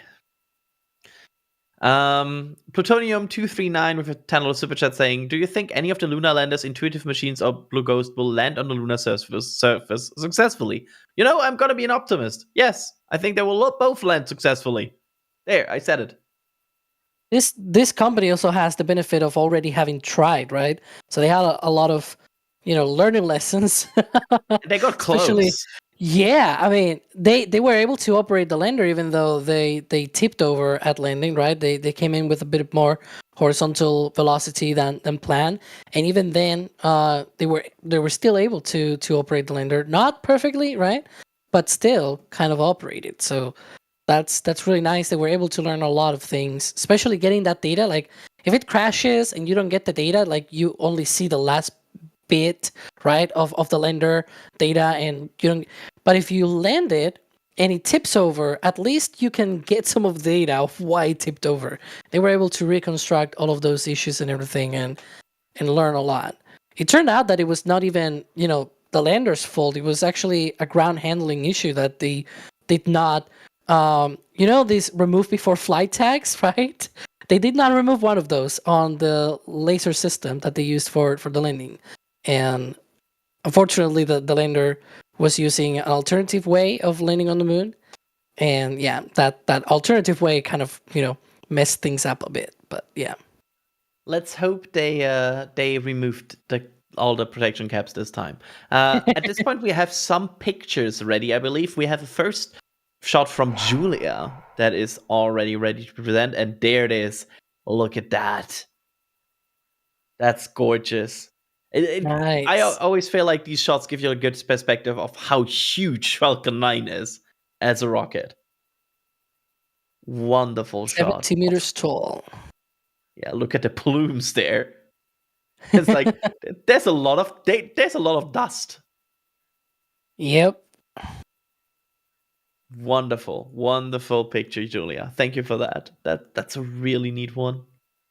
I don't know if you guys seen crew missions when they arrive to the pad and they are right next to the Stromback, and you're like, the Stromback kind of looks small in the rocket compared to all of the other structures nearby, but then they walk right next to the tower and the Stromback and everything, and they are really tiny humans next to it. It's always amazing. Yeah, I also feel like these night shots of launch have hit a bit different because everything else is dark. Like it has this illuminating, almost like a giant flying citadel going up. It's always cool. I always love that. And there's also some very cool SLS shots actually also from our team of liftoff that hit in a similar wipe. Clinton D is here with a super chat saying, any thoughts on New Armstrong? I have too little details about the concept of New Armstrong to have any opinion about it. That's my opinion about New Armstrong. I would love to know more about it. Yeah, we don't know much about it, unfortunately. Yeah, I mean, it's basically it's the next rocket Blue Origin wants to build. Full stop. Along this, with another super chat saying, "Let's go," and indeed it went. So you can tell. We'll have another burn left though, but yeah. Yeah. So far, it looking good. Yeah. Indeed it go, yes. Indeed it go. We are almost ready with the replays here. Let me thank Clinton D's here becoming a PadRep member. Thank you so much for that. Game IO with the Cheesecake Fund. Thank you. And Bob Fillmore gifting 10 Red Team memberships. Thank you so much. That is a very, very generous support. Craziness Incorporated is asking if Pizza could also track his future with that camera, please. That's at this point, I feel like Pizza can track everything with that camera. Very, very impressive. I'm still convinced that Pizza is AI, given how well they managed to track all of that. The fact that they know every single detail when we ask it, remembers anytime there's a video pulled from Starbase or Space Coast Live. Yep, I agree. We cannot rule out the possibility. Yeah. And then also we have Elizabeth Hübner here with gifting 10 Red Team memberships. Again, thank you all so much for this very generous support to this mission. This is the only reason why we can do all of this. So we are very, very, very happy that you all support us here. And that's also for people liking this and watching this and sending a question, because that's also what gives us a way to talk about this and to find a way what you're actually interested in. So if you We have have time. submitted a question today, very, very thank you. Yeah, if you have more questions, honestly, just submit them at NASASpaceflight. That's always a good thing. Yeah, we still have 30 minutes left until the last spacecraft deploys, so feel free to send all the questions that you want. Yep. Let's see here. What do we else here? I will quickly. Okay, actually, I will quickly mention this because there's wondering about this. No, we will not cover tonight's Starlink launch. We will, of course, cover it on Starbase Coast Live. But with respect to the upcoming Starship launch and with all things happening, also IM-2, we want to make sure that everybody in the team gets proper rest. So that's why we are not committing for like a multi-hour Starlink launch in the middle of the night. So everybody here is properly rested for all the upcoming things. Just addressing that because I see that people have asked about that. Let's see here. I'm not sure. We're probably close to replays here. Let's see what as we question here. Sawyer, there's a question about what engine is propelling the IM-2 to the moon and what fuel does it use. It's a custom build, right? Like it's custom built for this purpose. Yeah, if you could toss that one to Alex real quick. Sorry, I'm just getting a quick photo for you. Absolutely. Alex, you take this. Ooh, I'm gonna be honest. I'm sure that engine has a name. I do not know the name, but it uses methane essentially. Liquid methane for the fuel and liquid oxygen for the oxidizer. Because of course, in space there's no oxygen to burn, right? So you gotta bring it with you, and that's what the oxygen is there on that lander. And so it's cryogenic. Both are cryogenic fluids, which means they boil off. So they need to really get those under control during their trip and be able to things like barbecue rolls and thermal management and all that to be able to not have that lost to space, essentially. So people asking when the second burn is, it should be in about 15 minutes, if I'm not mistaken. It takes a while to wait until the second stage is in the right location to do that translunar injection burn. If you remember from the Apollo era, right?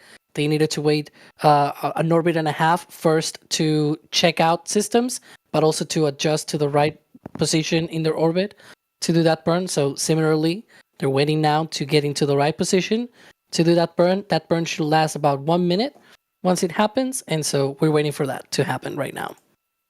Absolutely. There's a question here, how big is Starhopper in comparison to the IM-2 lander? And the answer is Starhopper is bigger, but that is not because IM-2 is small. That is because Starhopper is really big. Yeah, Starhopper cannot even fit on the Falcon 9 fairing. It's 9 meters wide, 20 meters long. It's really this beast of a thing. Yeah, test vehicle, I guess, if you will. Yep, absolutely. It's not a small vehicle. 22 minutes here into the mission, everything looking well. We are 14 minutes away from second engine start, SES-2, which will then conduct a 1 minute and 1 second burn before the IM-2 Athena lander will deploy. So everything looking good here on this coast phase so far. I'm not sure if you know the answer to this, Alex, but the question is interesting. How many Gs does the booster experience during this entry burn? Ooh, that's a great question. Last time I remember, it was somewhere around 5 to 6 Gs on reentry. Lightning burn is a lot more if you run that engine to full power. Of course, we don't assume they do that, and it's only one engine, so they can control that a lot more. If you were to talk about the super heavy booster, though, that one gets a lot more Gs on the boost back burn. For example, I think said at one point like over 10 Gs or something like that.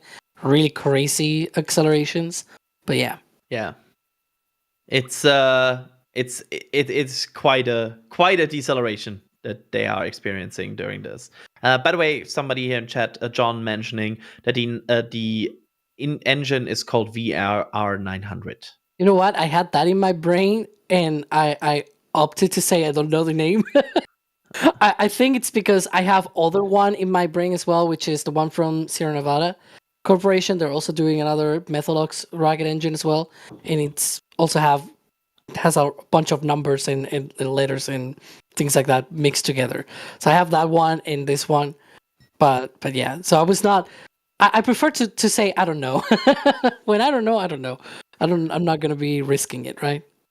Yeah, absolutely. I get that. I totally 100% understand that. Let me see here. Will IM-2 be able to see the upcoming lunar eclipse while on the surface of the moon? That's the hope. That's the hope, I think. Yeah. Yeah. That should be on March 14th. Yeah, so it would be kind of fitting for that. So let's see what they capture. That's always what we want to hope for, like more high resolution imagery from the moon, right? So yeah, I'm game for that. Let's see here. Any more questions we get from chat here? Will we? Oh, that's a good one. To talk about timeline. Will we see the IM-2's engine ignite once it separates, Alex? If I'm not mistaken, the first burn is not planned for at least like a few hours after deployment. So unfortunately, we won't see that. It's not like when the stages separate, right? First stage separates, second stage separates, and the MVAC ignites. It shouldn't be like that in principle, right? If it were to happen, something might have gone wrong. They first need to prime the system. They need to do an engine chill, because this is the exciting thing. Well, I guess exciting in the sense that it uses cryogenic propellants. When you have any other spacecraft, you have some conditioning, some priming, but you don't have to care about the engine getting cold, right? Because you're running cryogenic propellants through it. And so you need to condition it, right? As we saw for the Merlins, for example, I mentioned before that they needed to condition those. So things like that need to happen as soon as they separate that spacecraft.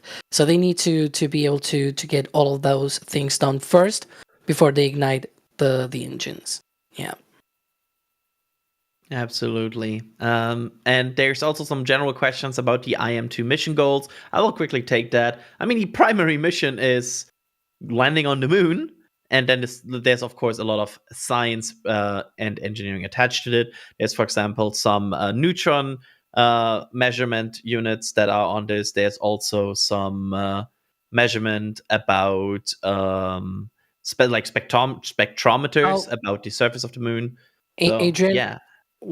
I think Jay is saying in the back channel we have replays ready to go. Yeah, I see it. I was going to go to that once I summarized this mission that we have just seen. By the way, in case you missed it, this mission launched 27 minutes ago, and it looked like this. Roll it, Jay. There you go. Ooh, from the Port Canaveral views. There we go. That's the port camera. There it is. I can see the flashes from the lights at Slick 40. Can you see them? Sort of in the middle.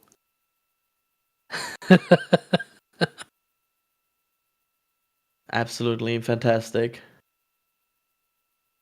Ooh, more pictures in the back channel as well. I'm excited for these. There's some cool streak shots coming up here.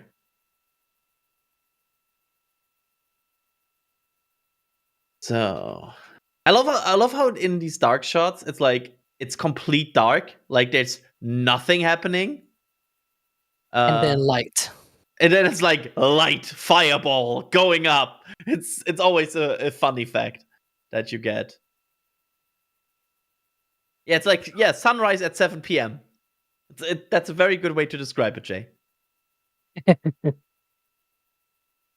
And there it goes up. On the right side, you can see the replay of Falcon 9 launching to the moon for the second time of this year, by the way. Kind of flex.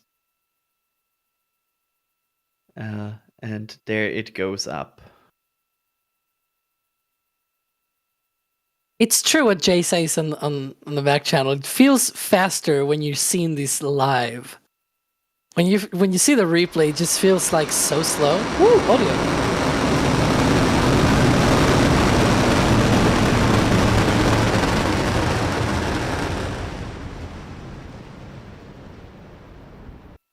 This, Yeah, that this rocket camera's really shut me up quickly. that camera's always fun because it's like rocket, light, And clouds no, and smoke, nothing. yeah, darkness. That's amazing. And there's the a bit more further away shot. There's the T-tap ignition and then liftoff. And there it goes. And you can see the TE really kicking back. And everything being dusted over there at liftoff. And that is... I'm looking which shot that is. Press side. This is the press side shot. Jay thinks. And then there was light. Yeah, see that? It's so much. It's like sunrise. Yeah. I mean, you can see how illuminated everything is. Look at the water there. That's always cool. Reflection make everything cooler. It's like the good old reflection pond.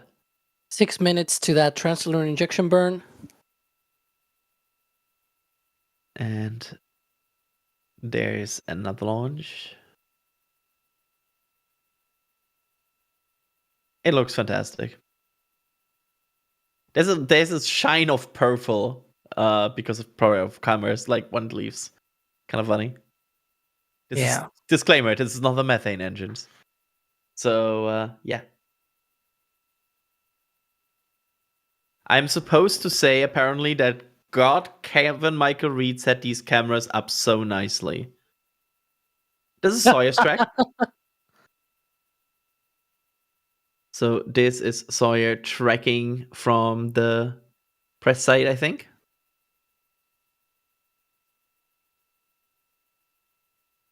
Wonderful.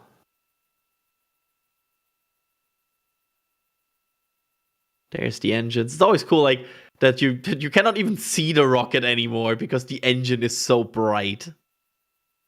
Yeah, that's one of the things of night launches, that you just see the bright light of the engines and that's all you see. Yep.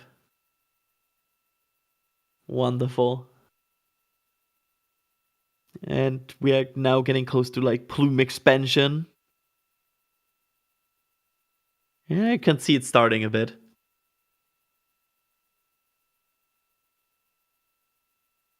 Good track, Sawyer.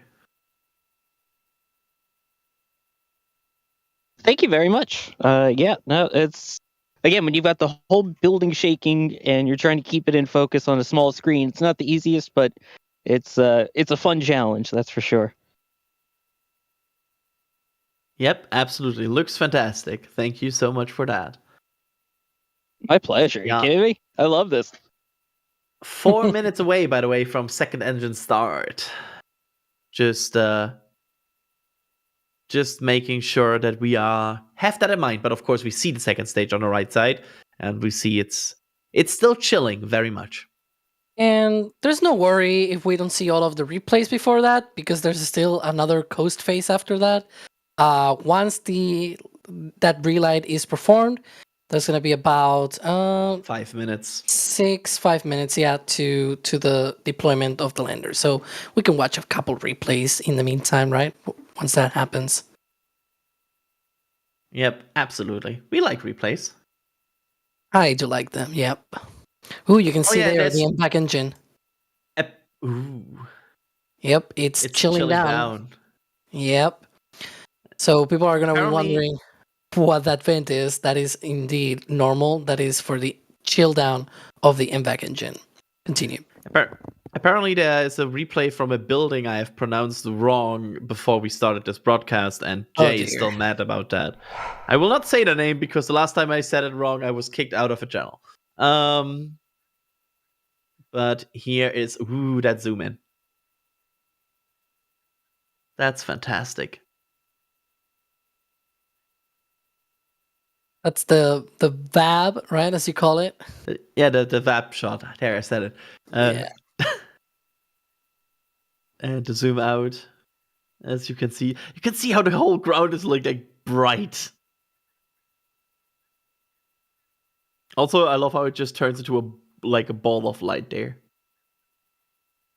Like a flashlight kind of thing.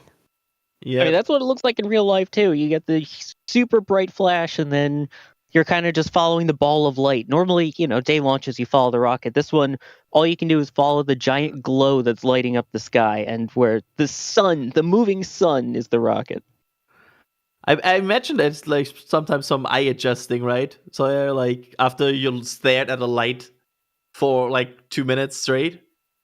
Yeah, as much as the cameras, they get that kind of like overexposure when it first turns on, your eyes have to get used to it the same way. So, yeah. And of course, I'm moving it with the camera as well, but you're also looking with your eyes, trying to go back and forth the screen and also see in real life, oh yeah, that's a rocket.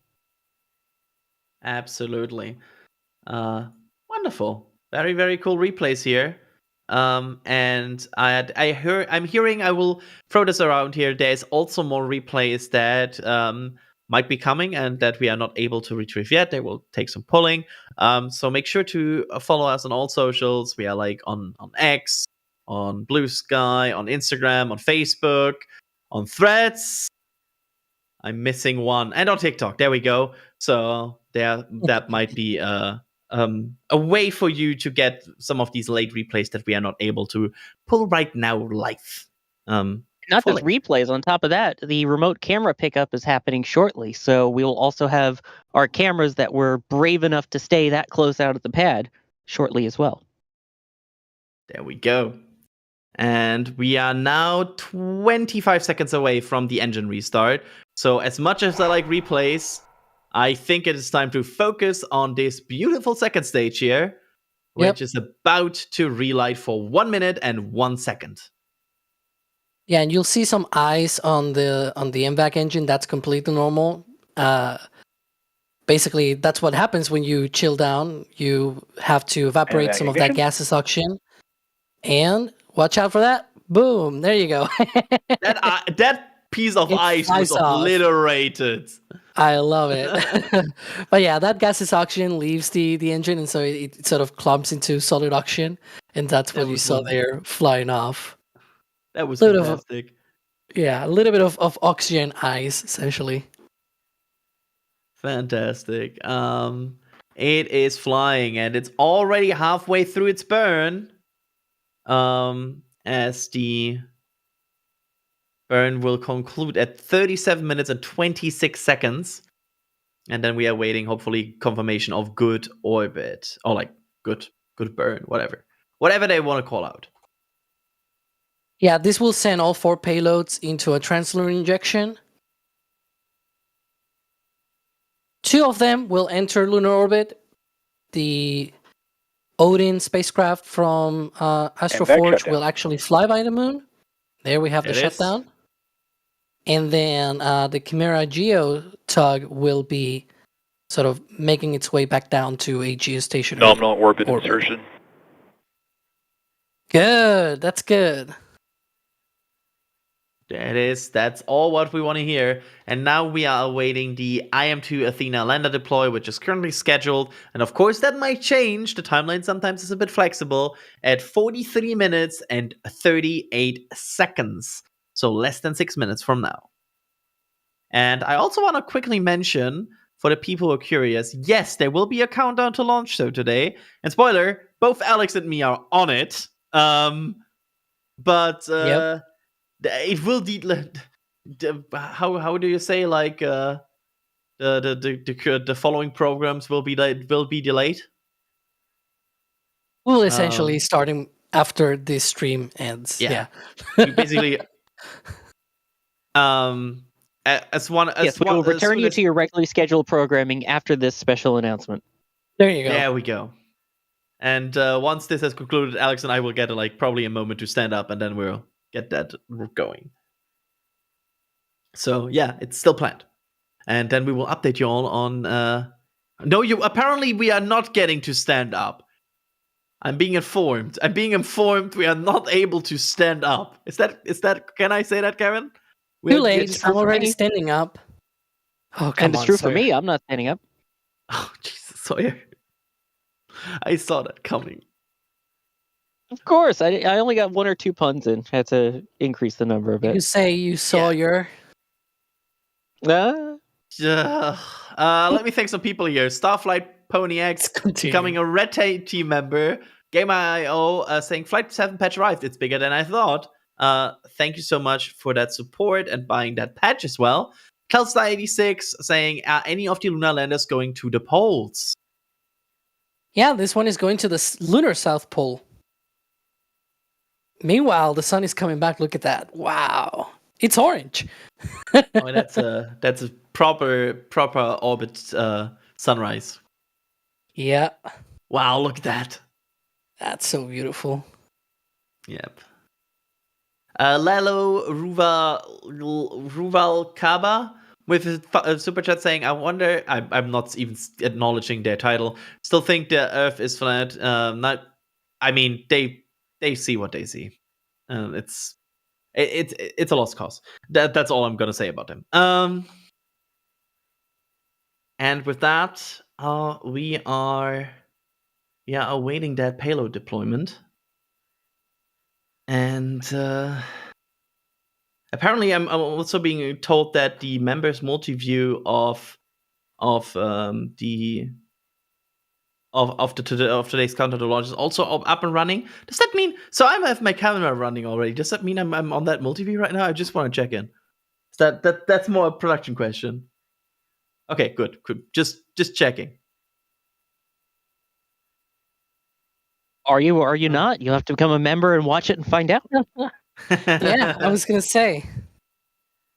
Oh, okay, got it. So you're basically seeing Jay's IM-2 multi-view there until they switch over. Got it. Thank you so much for that update, Kevin. We have a lot of sun on that second stage now, as we are just 2 minutes away from another lunar lander being deployed to the moon. Always cool. Let's see here if everything is on track. There is the lunar lander. You can see now how different the view is because the sun is going into this interstage area. Look at that. That's cool. Suddenly colors. Yeah. When are they going to send non-black and white photos of the moon? Come on. Yeah. Imagine if our moon was like a weird color. Like, imagine if the moon was like, I don't know, purple. I think there's a Doctor Who episode about that. It would be funny, right? Like if our moon wouldn't be like just a gray color, just I don't know, another. It could be yellow, like cheese or something. I don't know. Sometimes it is yellow. They're still showing that bottom view here of the lander. I hope they show that during deployment. I will be mad if they don't. I will riot. And we are 1 minute away from deployment.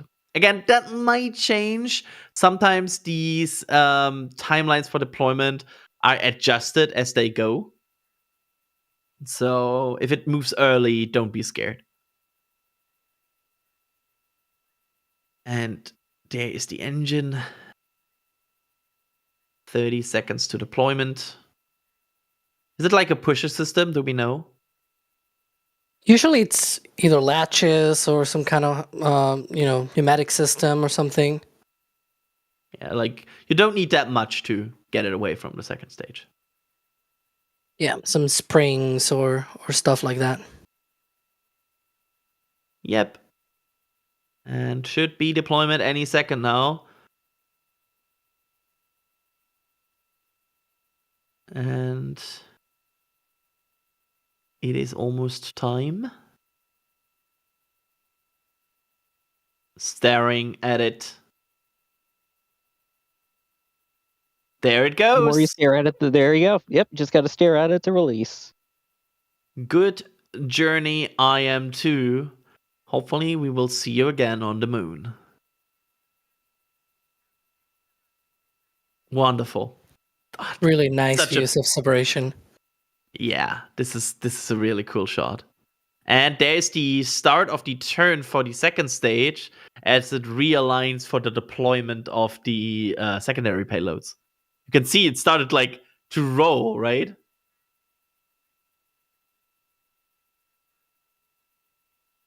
Roger roll. Yeah, it seems like it started a roll program the moment it deployed.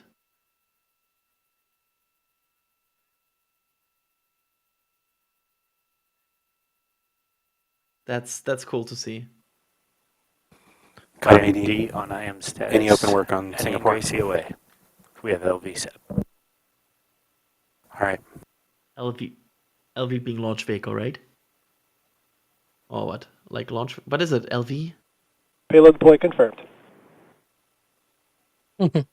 FM, can you call out when we should have booted? And then if we get close to Confitter, give us a call. Athena separation confirmed. We'll go.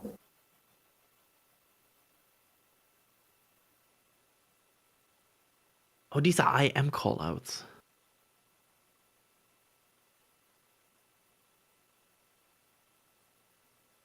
The bottom left, you can see it again. And Com and Raven, let's tell Scuba to stand by, and let's focus on Singapore and TNOC. Understood.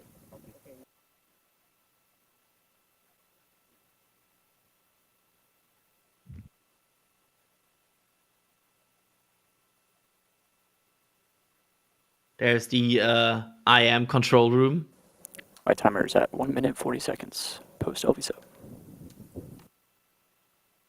Hearing some timer realignment. And we are 2 minutes away from the secondary payload. 27 is the earliest time for transmit. We are at 1 minute 55. All right, copy.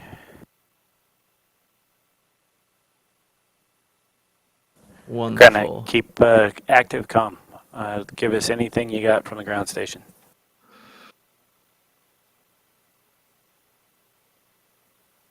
Hey, do you permission to talk to TNOC for a second?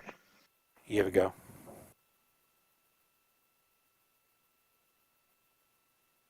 I can already tease a thing about an upcoming show here. I will not say you exactly what, but there might be some potential breaking-ish news on Countdown to Launch later. I'm just saying, if you want to have a new update on Starship, you should watch that show. And with that, we are 40 seconds away from Odin's deploy. And that's the IM. We know that room. That's the same room where we saw them operate in for their first landing attempt.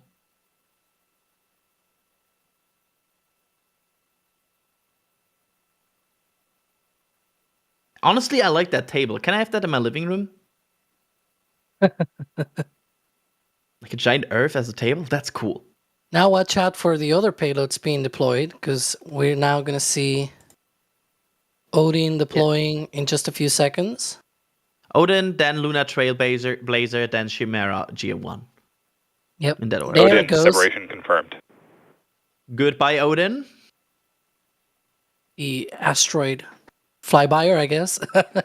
Yep, and the next one will be Lunar Trailblazer, which is the lunar orbiter that will map water on the lunar surface to determine how its forms, abundance, and location relate to geology. Lunar Trailblazer separation Here it is. confirmed. On the right-hand Goodbye, side. Lunar Trailblazer and away. And the first one will be Chimera G1, which is a vehicle constructed by Epic Aerospace, and it will be measuring, will actually stay in geostationary orbit and cover its orbital position and perform some orbital Chimera positioning G1 maneuvering. separation Com, we will have an OEM for them. Priority right now is Singapore. Chimera away. All spacecraft are separated. Successful 4 minutes, launch by 15 Falcon seconds 9. past that. All right. Congratulations, Falcon 9. Wonderful job. Thanks, everybody. That was really, really cool. And there you can see the... Oh, look at that. And White MD on IM status, waiting for 1909 for our window to open for visibility on the first station. Do we have that view constantly? Can we have that view constantly? Please? Hopefully we get that for landing too. Yeah, that would be amazing. Cool. I mean, that was quite a mission. And we're still standing by for connection with Tinoch. Is that correct? That's good feedback. I would say that was quite a thing to cover. I'm looking at the back channel. What is our plan? Enable randomization.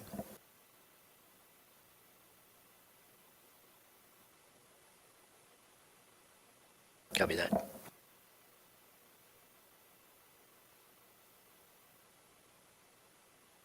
Listening in here a bit, what they are talking about. That is, of course, I think the IM.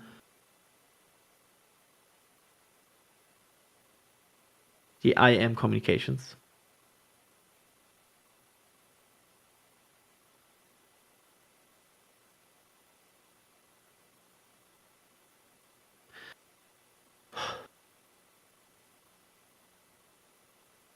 As soon as I say we are listening in, close up.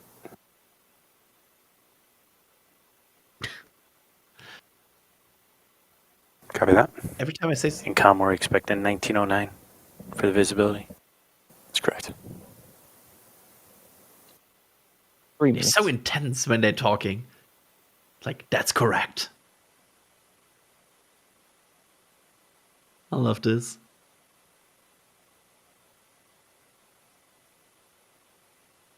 It has a bit of the control room of the Rebellion in Star Wars Episode 5 in like Hoth, where they are.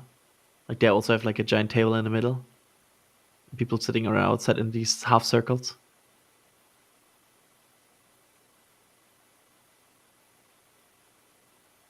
So yeah. Looking at their, I'm always staring when we see enough screens, I'm staring at their screens to see if I see something that I shouldn't see.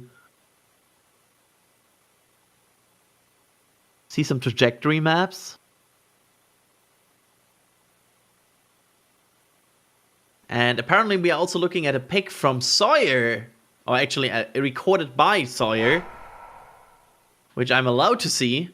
And there it is. A streak shot by Sawyer. Yeah, I still need to 7 actually minutes, work to 25 touch it up. seconds I was past up. Copy that. trying to get that quickly out there, but yes, you may notice We are the shape halfway of a to certain Trip and Fitter. vehicle. I understand. We should be getting a yeah, call it's a shortly shuttle. from Tinoch to connect.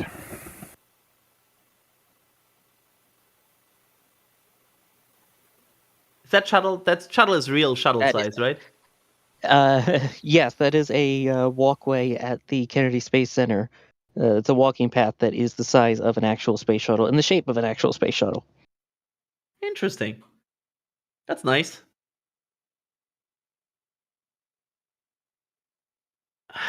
Absolutely fantastic. And I think that's a streak from Max as well. So both for like we have a lot of big shots and a lot of shots here today delivered from our team, which I'm sure you will also see them posting on their socials. So not only make sure to follow the NSF socials, but also search for the photographers. They usually also run their own socials and post their own shots as well.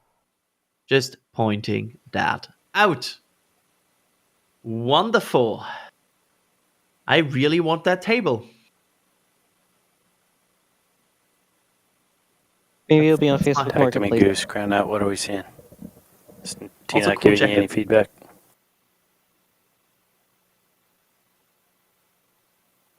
Tina giving you any feedback? Are they trying to acquire like visuals? Sounds like they're trying to. They said the visuals opened in 6:09. Tell them while they're working so- that. When is visibility open for Okinawa? Or 8:09 Eastern. 129. So apparently they're working on acquiring visuals from What about the DSS-34? 115 in 5 minutes. We are 9 minutes, 30 seconds past up. Copy that. And FM confirmed 15 minutes and it just swaps Talus, right?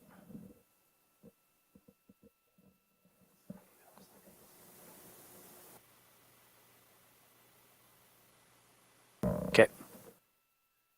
Copy. All right.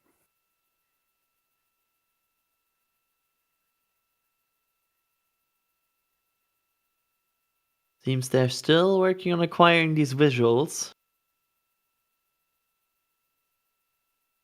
I'm not sure what the actual exact timeline on that is, so we will hopefully. I'm not sure even we get a confirmation on that, but we are still listening in here as We got they 5 are minutes to working. Confederate there, Super Dave. So if you think we can do that and get at least a Farm B up there, that would be great.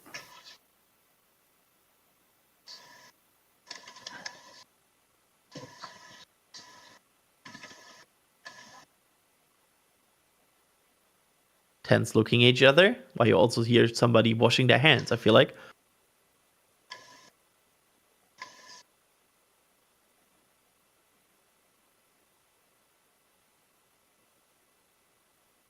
Again, we are standing by here for them acquiring the visuals or like cameras basically of that vehicle, their vehicle in space. And apparently this room is also called Nova Control. And they are camera signal. I'm not sure. They said visuals, Jay. So I'm not sure if they are meaning signal or cameras. Yeah, I'm still trying to listening in and see what's the status so far. Yeah. If it's signal like that, then I get the tense situation because you really want to Granted, apply how long signal, would it take right? us to configure the DSN data connection? Go ahead and turn it on. It should be on now. Okay, Groundnet. Looks like they want to use the Deep Space Network (DSN) to get control, get signal. If I got that message correctly, Just passing correct? 12 minutes in SEP. We have 4.5 minutes before fitter trips. Copy. Thanks, FM. Groundnet, 3 minutes. Let's move.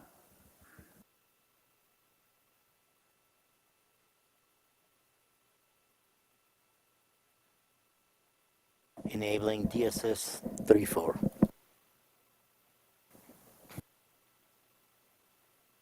Let's see if they can. Status is start bend. It sounds like they at least are like some tens. And there we see the Deep Space Network. Command active for DSS 34. But All right. Telemetry. It is listening to something. You can see there's something coming in. It's the second dish at the bottom at Canberra. Setting command off.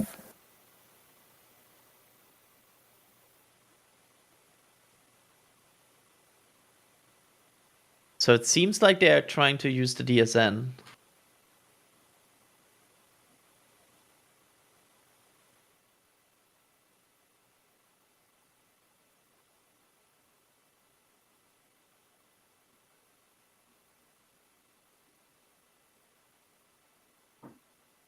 So the second to the bottom apparently is the one that should be listening to this. 34B. Yeah, 3-4.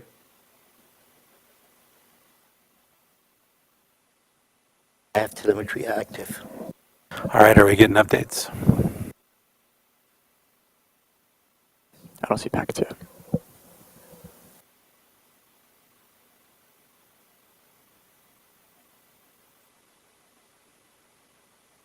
Yeah. It seems the 14 crew minutes is still past that. working on acquiring signal of the lander. And they're using... So, this is very, like, trying to get what All we right, get Groundnet, here. what do we need to But do to get telemetry packets? I'm not sure. We should be seeing them now. All right. That's They are weird. They are not receiving data yet from the lander, right? Like, that's what I'm getting here. Yeah. And they initially wanted to use their private network to acquire signal, and from what we can tell, they have moved to a backup connection on the Deep Space Network. That's at least what I got. Like, correct me if I'm wrong here, but that's what I got here listening in. Yeah, that's weird because they say, we should have gotten telemetry already. Yeah. They tried and listening you could hear in. them. Yeah. Yeah. You could hear them, like, what do we have to do to acquire telemetry? And the answer was literally, I don't know, you should have it. So again, so while it's a TNOC is spacecraft. looking for anything we can shake on the DSN side to get packets. Yeah, sometimes with spacecraft you have to troubleshoot. Like that happens. This is not a panic moment yet. Don't panic yet.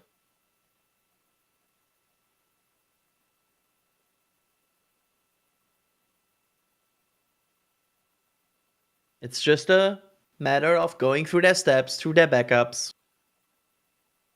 and looking at if these are able to communicate with it. And that's why, again, I just quickly mentioned it, of course, we're expecting about a minute for the power cycle, and then another 15. Sitting there looking, same antenna config. 30 seconds to the power cycle is what I got. Copy. Okay. Call it out, we'll start a timer. Something. It's just added on to the original one. Yeah. We're at no, 16, it's probably 17 the lander. is what I'm showing. Is that we got? I'm now at 16, 17 right now. Okay. Copy.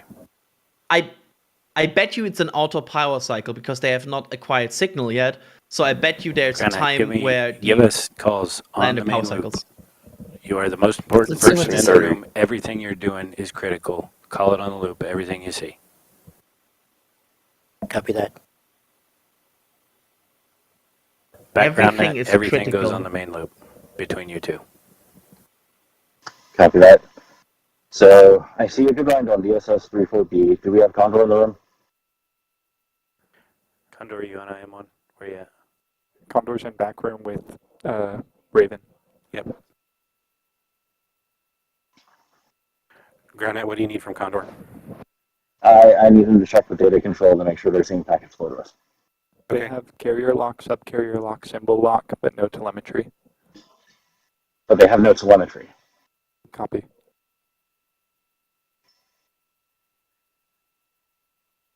Okay, that's different. I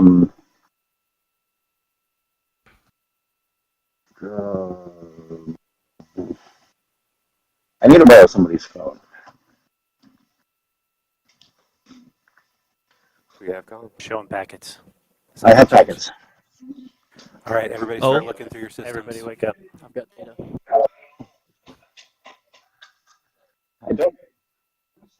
Go ahead, T-Nut. I have AFM in transit pointing mode. Let's get Farm B so we can reset things. Yeah, it looks like there's a system command in the queue. Yes, sir. Seems like it's getting good now, I guess. I think they have something. You could see them move. Orange GroundNet, can I enable telecommand for DSS 48?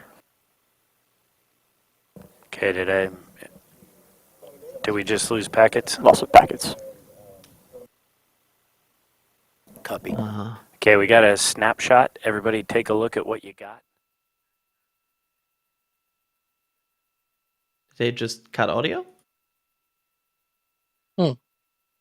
So what happened? Yeah, that was is- not let- us.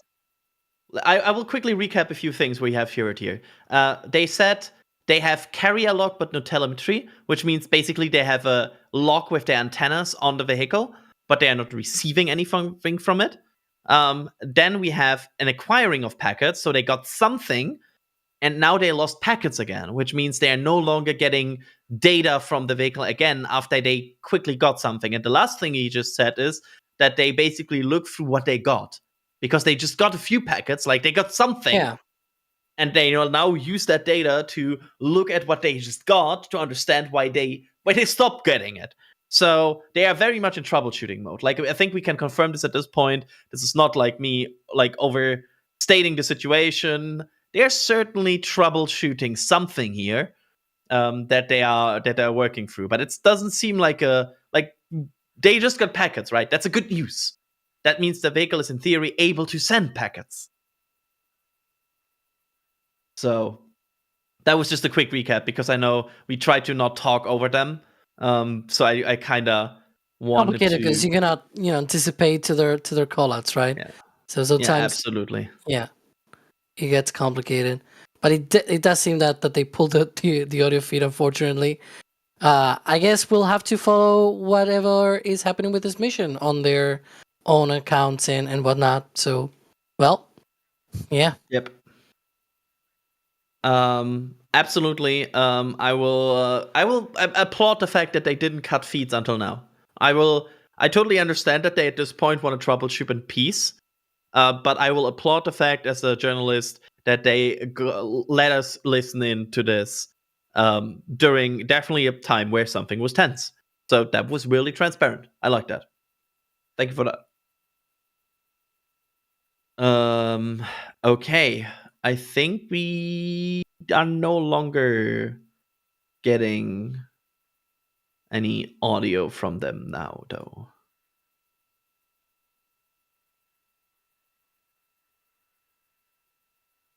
Yeah. Okay.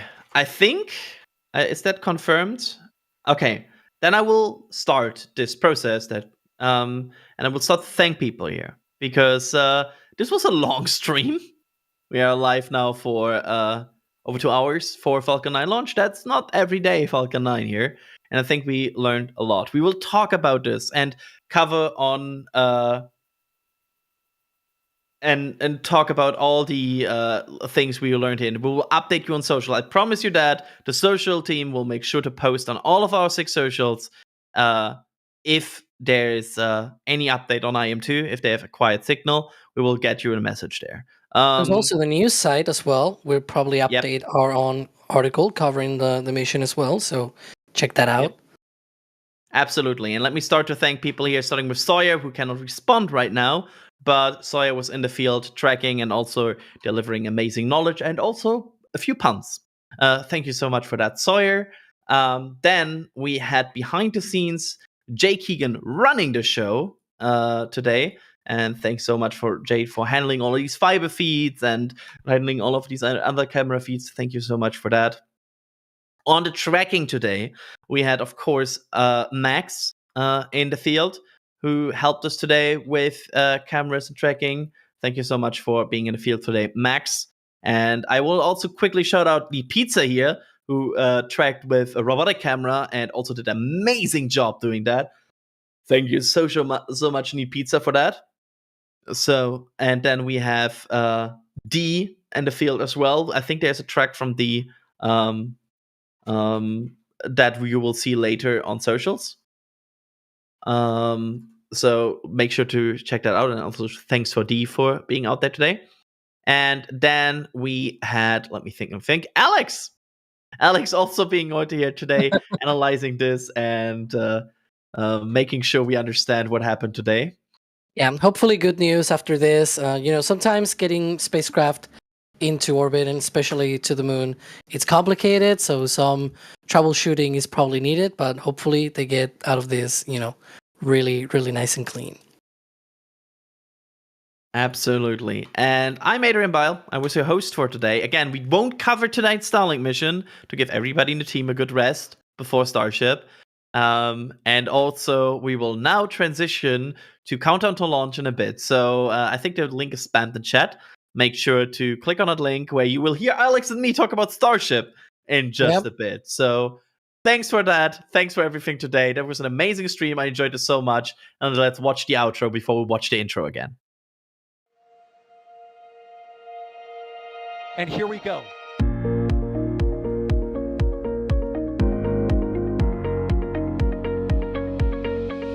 We have liftoff. Propulsion continues to be nominal. R68 chamber pressure looks good. Following up. Roger, Atlantis. Water towers, fly! Yes! Tango down to nominal. Fighting downside SPD off. Bring in SPD off. It's orange! Orange 45! Oh my god! Oh my god! Equalize. What is it? Put that in the big bag, 343 unfolds to go. Indeed. We rise together, back to the moon and beyond. This methane will be igniting in the flare, correct? Yikes. You dead? We don't need any more of these.